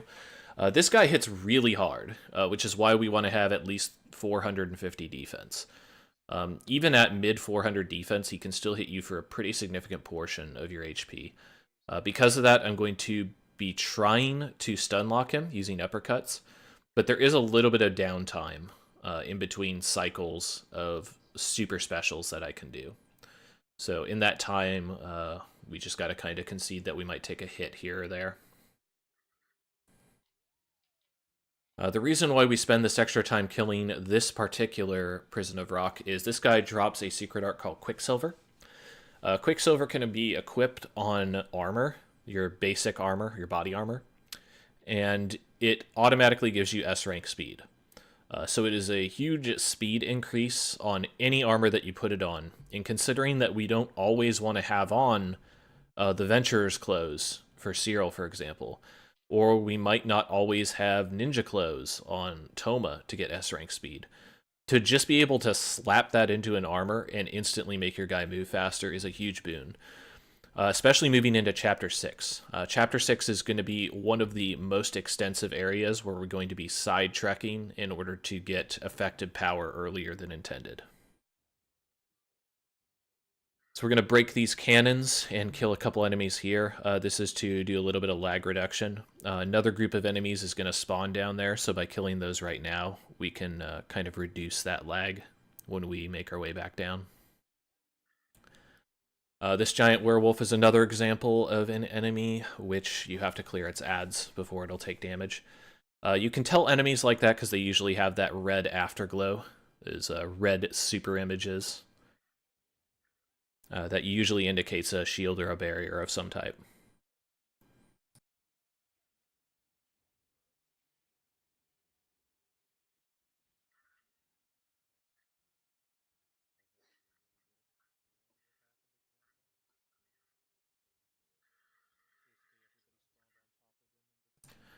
So most of the Ice Fort is understanding where to navigate up this Frost Ziggurat and knowing where the switches are to open up other gates. And also kind of coping with enemy spawns, understanding when you need to clear, when you can run past enemies. Like, you can see the game kind of chugging there, as it has to deal with those ice shots and tons of monsters. Same thing here. Just a lot of enemies to render for the good old PS2. PS2 was an amazing console, but I mean, you know, Neverland was really pushing their luck, putting this many enemies and models on the screen at any given time, especially with like the transparencies of the ice effects and things.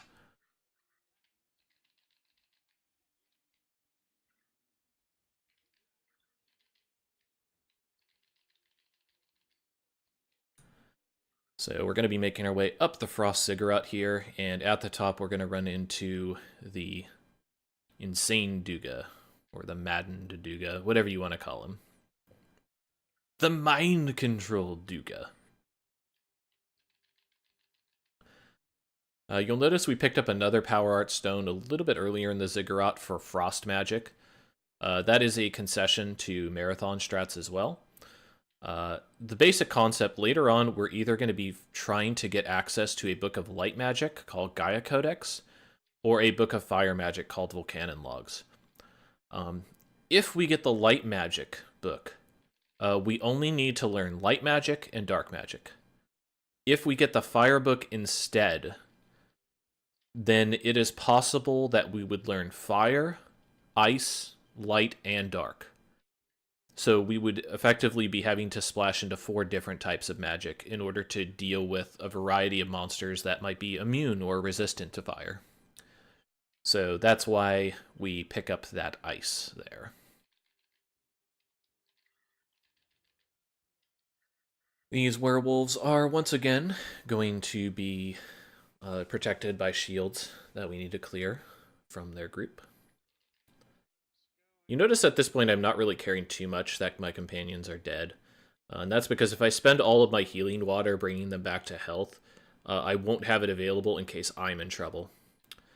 Another thing that's kind of interesting about this game compared to Neo, oftentimes Neo did a really bad job of stopping you from aggressing and returning to base. In this game, even in a small semi-arena like this, you'll notice that in the top left I can't use the return spell. So it much more aggressively gates you off from returning to base and kind of heal spamming your way to victory. Another improvement is that return being on R3 means you always have access to it. In Neo, you actually had to menu over your magic on the left side of the screen, find return, and press it. So it was a real pain in the butt to deal with. So, yeah, here's Duga. We returned to base, not because we were in danger of dying specifically to Duga, but we wanted more healing water. If you have 4 or less healing water, Duga could actually be a problem, because if he decides to frost breath you too much, you do not have resistance to frost, so you can still do appreciable damage with that. Here we blow a fairy dust so that we can just kind of tank Duga's hits and attack him head on. It's a good example of the frost breath there. He will always frost breath twice as well. So, usually does about 30% to 40% damage each frost breath. So normally you can take 2 or 3 of them before you have to heal. So I know I'm totally safe here.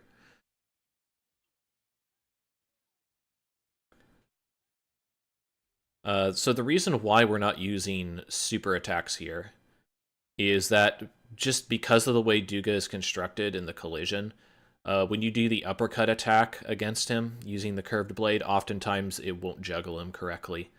So it's actually much more time efficient and damage efficient for us to just sit there mashing the X button over and over to do basic combos. There is one situation where I would consider taking on Duga with less healing water, and that's if I had Life Drain on an item. If I had Life Drain on an item, I could potentially sit there and tank his hits and regen the health back.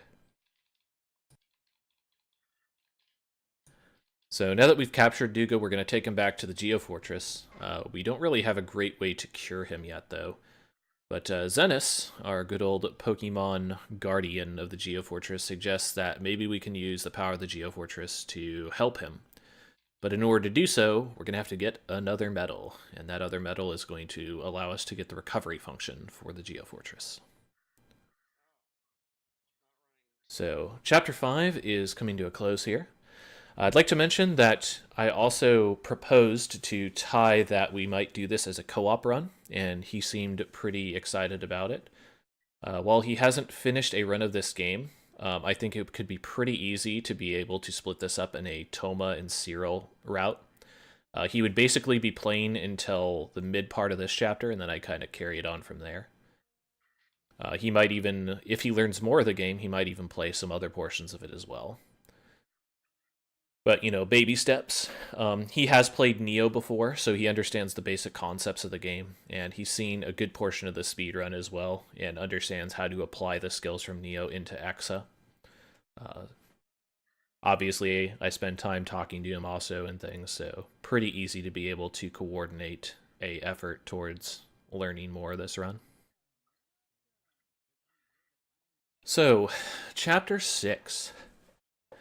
Chapter 6 is where we need to have, again, about 120,000 gold, which we almost have, and we need to start looking for items. Okay?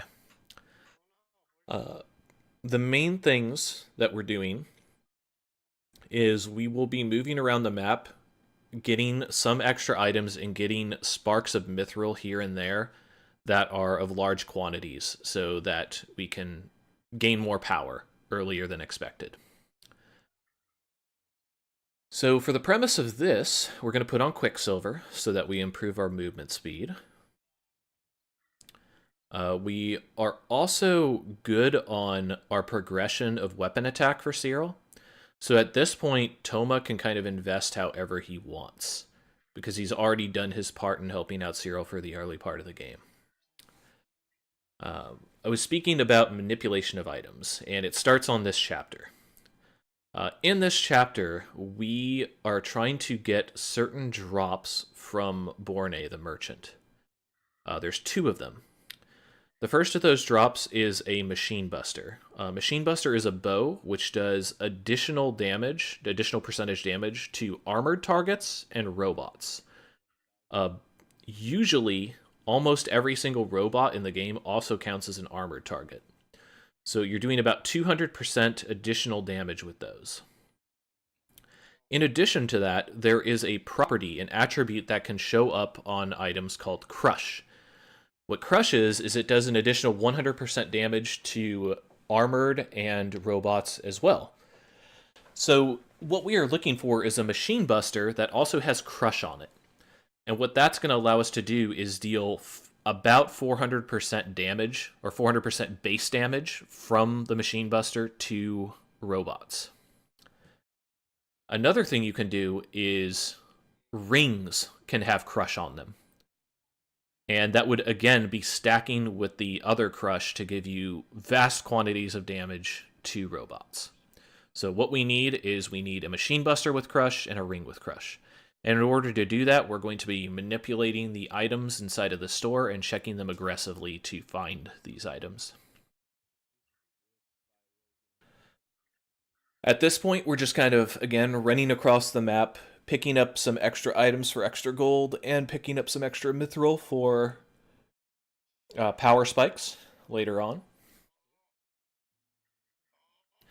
This is a little bit of a dangerous area. You're going to see me go in the middle of kind of an ancient ruins, a bunch of stone pillars in a circle. A lot of guys spawn there. The hits from the guys themselves aren't particularly dangerous with my defense total now, but if they start dropping a bunch of spark bombs, then we could be in trouble. So we have a pretty structured way of picking these up. At this point, I know that they've surrounded that last treasure chest, so I just kind of concede it, especially since I already have pretty good money to begin with, so I'm okay with that. Another item we are going to be picking up is the Edged Chain. Chains are the shields for Cyril, and Edged Chain and Spike Chain are 2 that increase her attack power and allow Bow to become more viable. The difference between having Edge Chain and not having Edge Chain for a bowcast or a bow using Cyril is pretty night and day. I recall one time I forgot to pick up an Edge Chain and I lost approximately 400 damage. So important to have all 3 of those. Edge Chain is easily manipulatable. It's a very basic item. We don't need special abilities on it. The Crush on the Machine Buster and the Crush on the Ring can take a little bit of time. In addition to that, those items are going to cost about 20,000 gold each for the bow and the ring. In addition to that, we're also going to have to upgrade these via the blacksmith to have a Machine Buster between +5 and +7. I usually try to aim for +7, which is the maximum strength that you can have for this chapter in the game.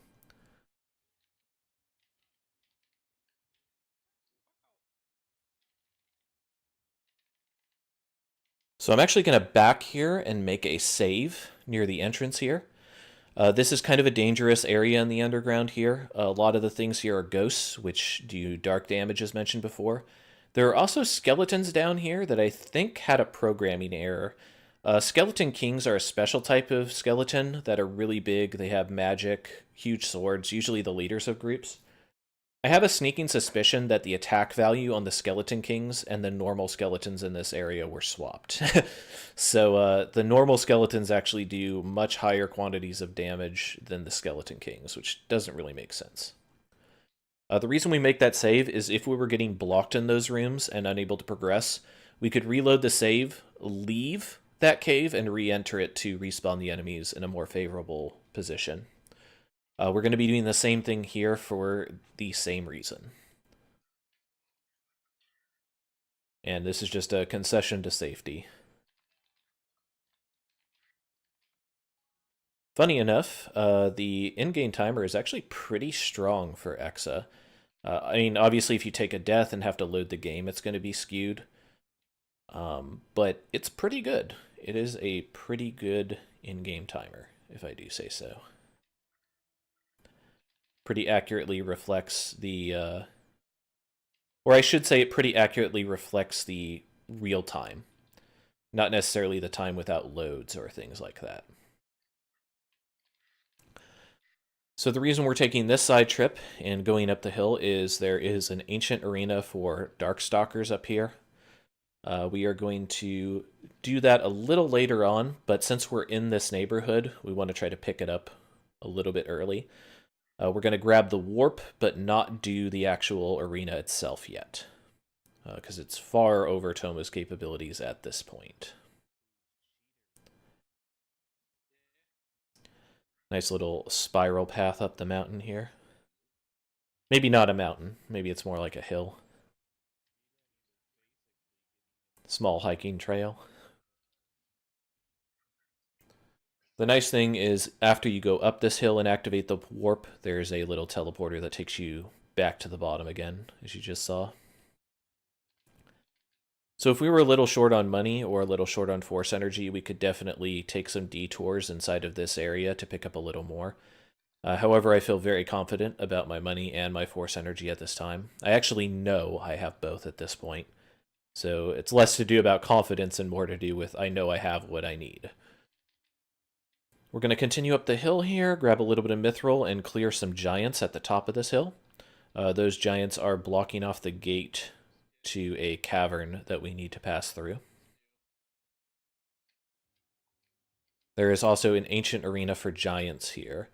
We used to do the ancient arena for giants right now, but with the route change for item manipulations, we actually save this arena for a little bit later when we can accomplish it a little faster.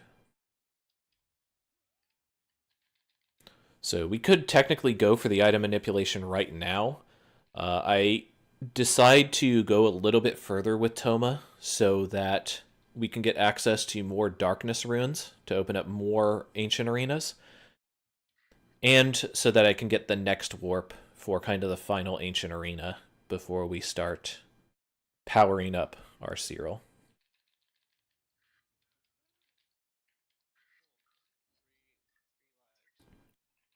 So the vampire here is the boss. We just need to get rid of him.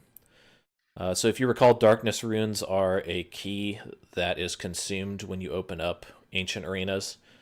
You start with 5 at the very beginning. When you go to the first Harpy arena, you use one of those immediately to open Harpy. This is the first real opportunity you have gameplay-wise to get another 5 darkness runes, so we scoop those up. That succubus is the boss, but you need to clear her minions to open up the door behind her. If we did the Avalon route, we would need to open up that door, because there is an Avalon piece behind that door. But for this particular route, we just pull a lever and move on out.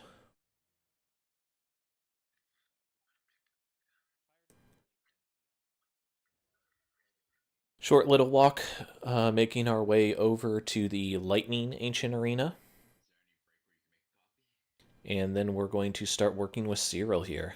Another nice thing about using Toma here is that he's going to have a lot of speed from the ninja clothes and a lot of safety from having the extra armor. So we go inside of here just to open up that door, but we don't actually start the arena. We just warp back.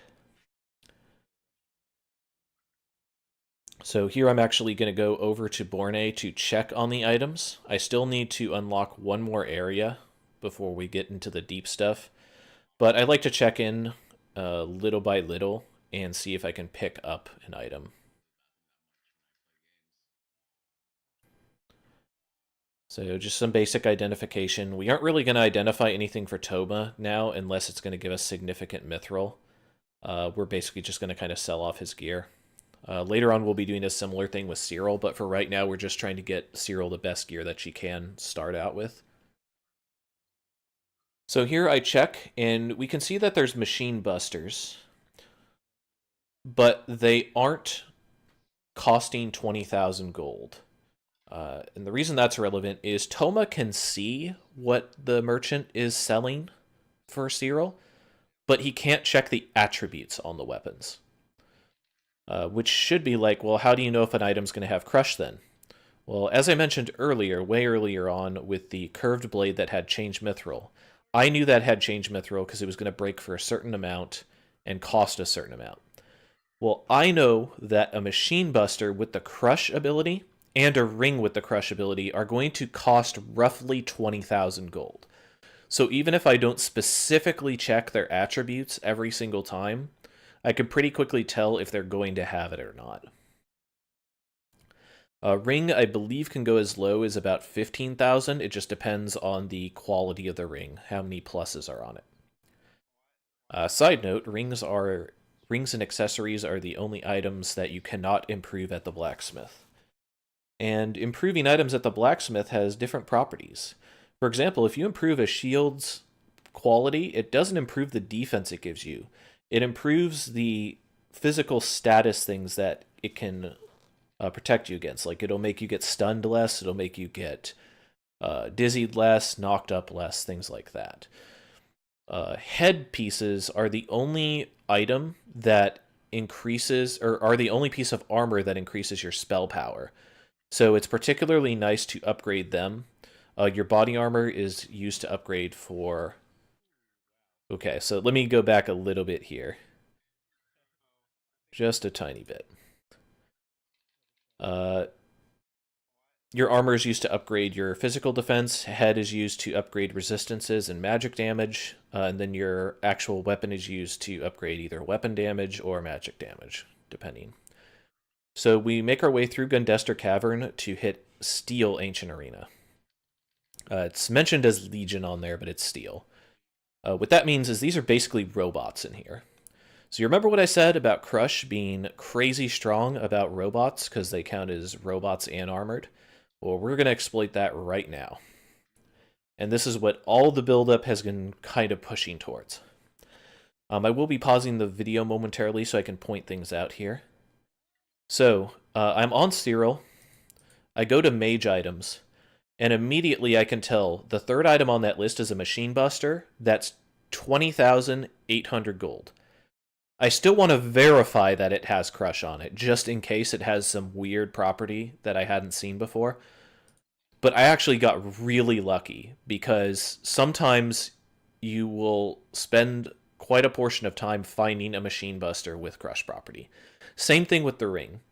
So I have the Machine Buster, I don't have Edge Chain, and I don't have a Crush ring. So those are going to be the next things I manipulate. Lucky enough, the only thing you need to do to start manipulation is just to exit the shop and then go back into it. That being said, it's not a pure manipulation. Like, we cannot force an item to happen, but we can constantly reroll the items that are in the shop until we get what we need. So this is the start of the manipulation that I mentioned inside of my submission. From the start of this to the final manipulation, I don't think I've ever taken more than 30 minutes, but this can take some time. Which means that support commentary is much appreciated to be able to talk about things, as is getting access to more kind of information that you can express to the audience beforehand. That way you're not kind of getting in a rush to do one thing or another. So here I'm checking for the edge chain at the bottom of Cyril's mage item list, and I am checking the mithril rings to find a crush ring. Find my edge chain there. +1 really doesn't matter there. What's more important is that it is an edge chain. And we move on from there. I believe we also get kind of lucky in that our bracelet has an attack bonus on it as well, which is pretty nice. That's not necessary, but it does speed up when we do get into that steel ancient arena.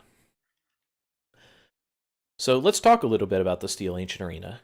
Steel Ancient Arena, you aren't supposed to go into for another 50 to 70 levels. They are very dangerous. They're very strong, and they have a lot of defense. So the only way we're able to do this is based on abusing all of these attributes of Crush and the Machine Buster to be able to kind of bully our way into this and start killing enemies inside of it. That being said, if we get hit once, we die. Okay?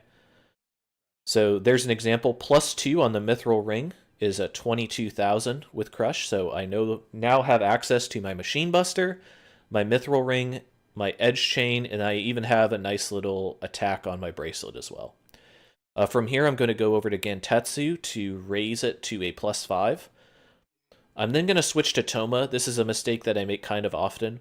In order to raise the skill of the blacksmith, you need to give him 3,000 mithril. We do not want to do that with Cyril because we want to use hers for effective power gain. So instead, we take Toma's mithril that he's not really going to use for the rest of the game particularly, and we use him to improve the blacksmith's abilities. So we're going to have him raise the blacksmith's skill to the max that it can get at this point, which is up to +7 gear, and then we're going to raise the Machine Buster to a +7.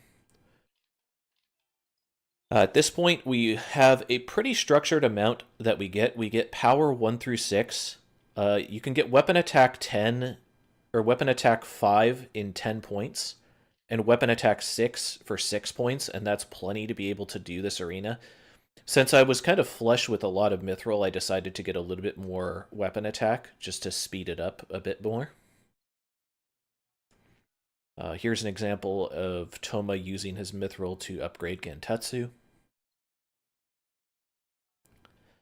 So how are we going to survive inside of this Steel Legion arena when we can just die in one hit? That's where those 3 Charms of Light come in. So Charm of Light is going to make us invincible for 50 seconds. For the first floor, we're going to need to use 2 of those in order to make sure that we have enough invincibility to clear it out. The first few kills that we're going to do are going to take a while because we haven't rubber banded our experience yet. Since the enemies in there are going to be 70 levels above us, though, we will very, very quickly start gaining effective power. And that is going to cause us to do more damage. Right now, I am taking Amataliri and Gadford. They will have a similar rubber banding effect. By killing the monsters in here, they are going to go from like low teens to low 20s level, and they're going to end up around the 45 to level 50 mark by clearing this first floor. So like, I also have Falkland and Maybell, and I mentioned that those 2 characters are way more important. But we are holding on to them to go into the second floor of the Ancient Arena. The second floor of the Ancient Arena has much higher level guys than even on the first floor, and that's where the rubber banding glitch is really going to take place. So this is the beginning of another part of the manipulation. So as you can see, we're doing quite a bit of damage to these things that are quite strong comparative to us. These guys can drop endgame weapons. A big part of breaking Shining Force Neo was gaining access to late game weapons about 30 minutes into the run. And until Norn's fan club on GameFAQs tipped me off to the Steel Ancient Arena and this property, and gave us the method to kill these with Machine Buster and Crush, like, I had kind of resigned myself that this was going to be a slower game than Neo. But now that we got access to the endgame weapons, things that drop in Chapter 14 out of 15. It's crazy how much time got cut as a result of this. It does introduce a good portion of luck into the run, but like I said, I think it's only taken me 30 minutes from the beginning of manipulation to the end of manipulation. That only gets better now that I know that I can establish a route using fire spells with Volcanon logs. Originally, I was trying to force Gaia Codex for light magic only. I still think that light magic is a faster route than fire in a vacuum. However, you can definitely make fire comparable. So here, unfortunately, we didn't get any relevant weapons to drop. So we're going to load our save from just before we went into this and try again. You can tell how much stronger these things are, by the way, because each of the crystals dropping off of these enemies is 10,000 mithril. Our typical mithril crystal coming from one of the mithril deposits is like 3,000. So, and usually when things drop off of enemy units, they tend to be significantly lower than what you would find in a mithril deposit. So, crazy strong enemies here. But again, with Light Charm, we can kind of work around that. So we get an absolute 0 book to drop. That is a high-level frost magic spell. That would be pretty nice to have if we got Volcanon logs to drop, which is the fire magic. If we got that, we wouldn't need to worry about getting an absolute 0 book later. But definitely not what we're looking for in the context of this. The reason why fire works and light works is, again, due to progression. Right now, we could only get up to level 3 Frost Magic, and we'd only be able to get level 3 Frost Magic up until, like, Chapter 13. So it'd be a long time before we gained effective power for Frost Magic. Conversely, using the rubber banding glitch, we're going to gain access up to level 6 Light Magic. And at the end of this chapter, we're going to get access to level 4 and level 5 Fire Magic. So that's why Fire Route can work. So just nice and easy, using light charms here to kind of mop up these last few guys. And again, this is kind of rolling the dice in order to get the books to drop. But now that I am searching for both Volcanon logs and Gaia Codex, it does significantly increase my chances of seeing drops. Also of note, these enemies will only drop the high-end gear. So there's a much smaller pool of effective items to drop from. Like, it's not dropping items that are, you know, things you would put on a level 20 character. These are items that are going to be on characters that are level 50 to, probably even higher than that, level 60 to 100, I would say.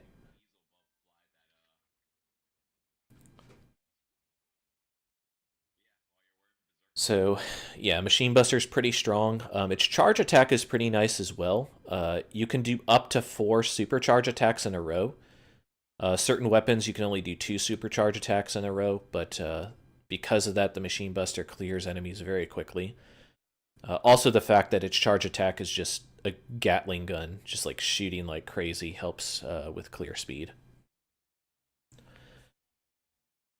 Of note, and you're kind of seeing that a little bit here, you'll notice that I'm gaining levels very, very often, and because I'm gaining levels very, very often, I'm also getting mana refills very, very often. And that's kind of how I'm continuing to be able to cast super special moves constantly. Once, it's also possible to overcharge your mana bar. And what I mean by that is, as long as you have 1 MP, you can cast any spell in the game. But it'll then overcharge your bar, and it will need to regen over time before you can even cast another spell. Ways around this are leveling up, which fully fills your HP and MP, or using a Goddess Tier. A Goddess Tier will completely restore your mana, even from a full overcharge state.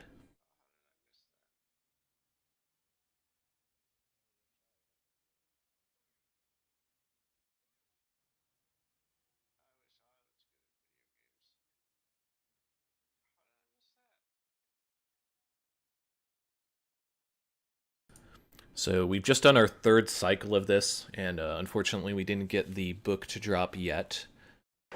And I mean, again, this is definitely one of the parts that makes this route a little bit RNG heavy, is this part.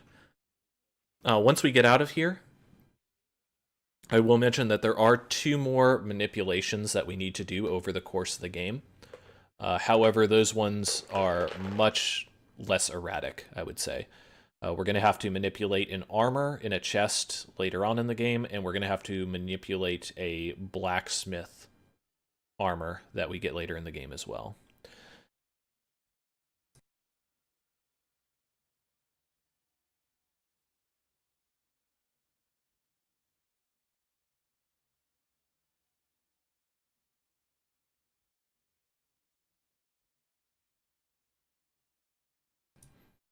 Sorry, kind of popping some tums there. So just kind of clearing these guys out. Making sure we keep light charm up so we don't get one shot. At any point in this, if a book dropped for me and it was the book I needed, I would probably back and make a save immediately as well, just to make sure that I didn't get killed before picking it up and identifying it.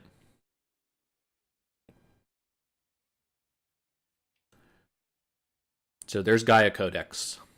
So for this particular run for my PB, we got Gaia Codex to drop, so we're going to be taking light route. I have another run that uses the fire book, and considering that we haven't fully routed out kind of the fire route with the new build order, that particular run got a 5:34:17, which was 6 seconds off of my PB at the time. So with that in mind, I do think that fire or light, like whatever drops in a marathon setting, could still be a very comfortable sub-6 run. So we have our Gaia Codex, but we still need to clear out the second part of the Steel Ancient Arena. Before we do that, though, we are going to get Falkland and Maybell in our party, which we just did. So Falkland and Maybell, level 3 and level 7. So they're killing things that are going to be around the 100 level mark. Okay. Normally, when your character's rubber band, they're only supposed to rubber band around your character's level. But what I found is what I'm going to call a glitch here. It's the rubber banding glitch. And for some reason, by killing this enemy, or like one of these boss enemies in here, there's 3 of them, the 3 larger robots. For some reason, when you kill these, they gain like 120 levels. Cyril will end this at about level 60 to 70, but killing that one enemy just brought Falkland to level 123, and Maybell to, I think, level 118. So they just got over 100 levels from killing that one guy. That means that they do a lot of damage, surprisingly, when they hit things. They also are going to be able to give us high-level gifts. If you remember earlier in the game, Gadford gave us a curved blade at level 6 for Toma. Maybell gives bows to Cyril. And Falkland gives access to light magic spells. So by getting high levels of that, Falkland is going to be able to give you up to a level 6 light magic, and Maybell is going to give you access to the strongest new game bow available, or bow type, I should say. The segmented run that Norn was working on works off of using the Aurora bow to be able to work off things. That is not really applicable for RTA at this time. So I made a save in front of that one treasure chest, the last one in here. This is the last of the manipulations that we need to do for the Steel Legion Arena. It is not necessarily necessary, but I do think that it is definitely worth the time investment. The Mephisto brace here is guaranteed to have 2 properties, and they're guaranteed to be high-level properties. Bracelets can have a property called Spell Power or Magic Power, and the high-level versions of that are Magic Power 30 and 40. What this does is it increases your magic power by 30 or 40%. So by just spending a little bit of extra time kind of manipulating this particular bracelet to have the magic power property on it, we can vastly cut down the amount of time that we spend powering up by running to get extra mithril, and we can guarantee that we'll be able to hit certain damage points to be able to burst down mini bosses and burst down monster generators. Which, you remember when I said about monster generators and their regenerating shields? You remember how I said you'd have to do a huge amount of damage to be able to get through them? Turns out Gaia Codex shooting Gaia Nova with level 6 light magic can do that pretty well, especially when it's a chapter 14 weapon in chapter 7. So yeah, this next few minutes is going to be me manipulating this. I feel like this was kind of a poor manipulation this time, but it's going to happen. After I do this manipulation, I'm going to be making a quick break here inside of the video. It looks like I'm dropping some frames, and I want to make sure that I get a good recording for you guys to be able to do commentary with. So, yeah, we'll go ahead and get to the end of this manipulation here before I restart.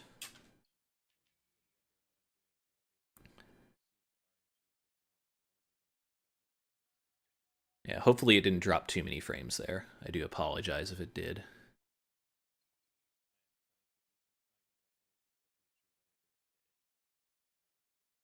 But yeah, just very basic. I guess I could mention, so for manipulating drops out of chests, chests determine their contents over once per second. So because of that, I don't think it's once per frame, but it's definitely more than once a second.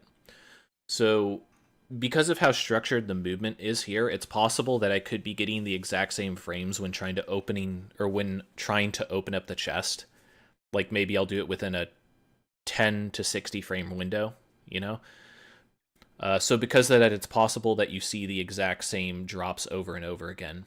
So when you see me kind of doing little circles here or there, that's just me buying some time to make sure that I'm re-rolling the drop in the chest. So that I can guarantee I'm going to get something new.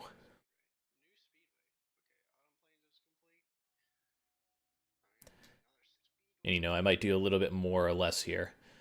So while I would say the Gaia Codex was a little bit slow, I believe for this particular attempt, this was kind of slow as well to manipulate this.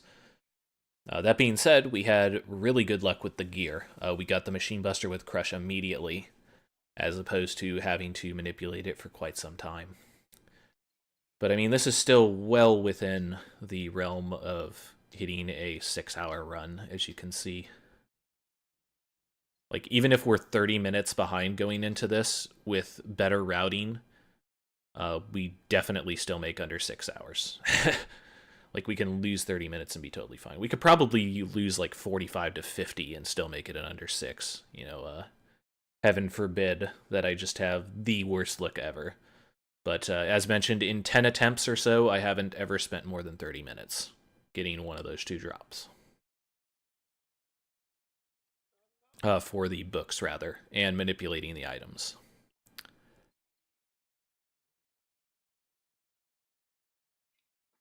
So as mentioned, we could put this to the side and decide not to pick up the bracelet, but again, that would mean that we would have to spend extra time elsewhere setting up for more power, so this is pretty worth it. There's our magic power 40. The second ability was Chain Attack Plus, which increases your damage when you do attack strings for melee weapons. We don't care about that. It would be nice if we got a really, really nice second ability on the bracelet, but all we really need is the magic power. So now we go to the residential area, and we are going to start picking up our gifts. So Maybell is going to give us access to a few bows. Most of those bows we are going to be breaking for mithril, but we will keep the Aurora bow, which is the final bow she gives us. And then we're going to Falkland to get light magic. So we have to leave the screen here because every trip to the residential area, you can only get 1 gift from each party member. So we kind of have to run back and forth here. It's a little silly, but it's just what you have to do to get the items you need. Something else to note about the Aurora bow is, in addition to it being an endgame bow power-wise, And ability-wise, it has a spell on it called Avalon Nova. If you recall, I mentioned the character Avalon having the same ability. It's a huge AoE that petrifies with light magic. Interesting property with Petrify. When you are petrified, you seem to take a defense reduction, but more importantly, you always get crit.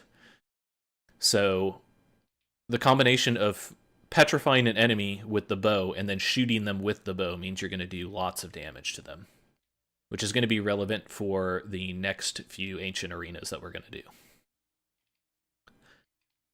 So for now, we did get a bunch of mithril at the end of the Steel Ancient Arena, but we invested so much inside of the... we invested so much into the attack power of Cyril that we're a little deficit on it. So at this point, it's kind of nice to just sit back and let Cyril's excessive bow damage kind of carry us a little bit until we can get enough mithril to invest into light magic and kind of get her on the caster track. We also need to invest mithril into defense because if you recall, Cyril's only defense right now is on her armor and a level 2 Master Guard. So we definitely want to address that sooner rather than later.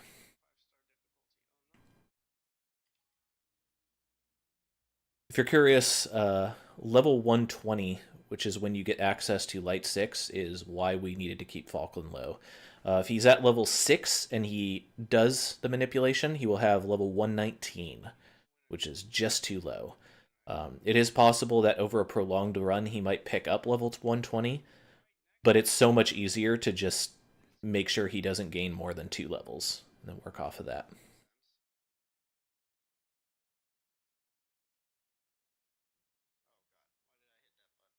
So now that we've gotten this set up, we are going to go to Gantetsu.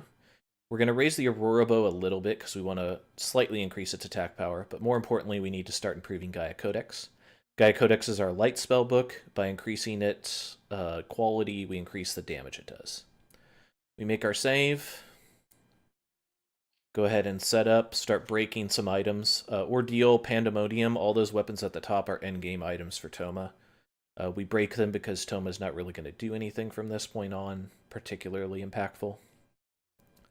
We get rid of Machine Buster and the Crush Ring because we no longer need them. And we have 393,000 mithril. We pick up Magic Casting to reduce the amount of mana it takes to cast spells. And we pick up all levels of Int Boost just to universally increase our magic and because they're there and relatively cheap. So we're just trying to reduce our menuing time going through this menu. We get a lot of defense there, and we invest in Light Magic 1, 2, and 3, and a little bit of 4. We splash into 5 and 6 as well, so we start up our Light Magic very aggressively early, and we're going to go ahead and make our save. I'm going to go ahead and cut this video right now, and then we're going to pick up right after that with the beginnings of the Cyril route with the Lightning Ancient Arena. See you guys in just a bit.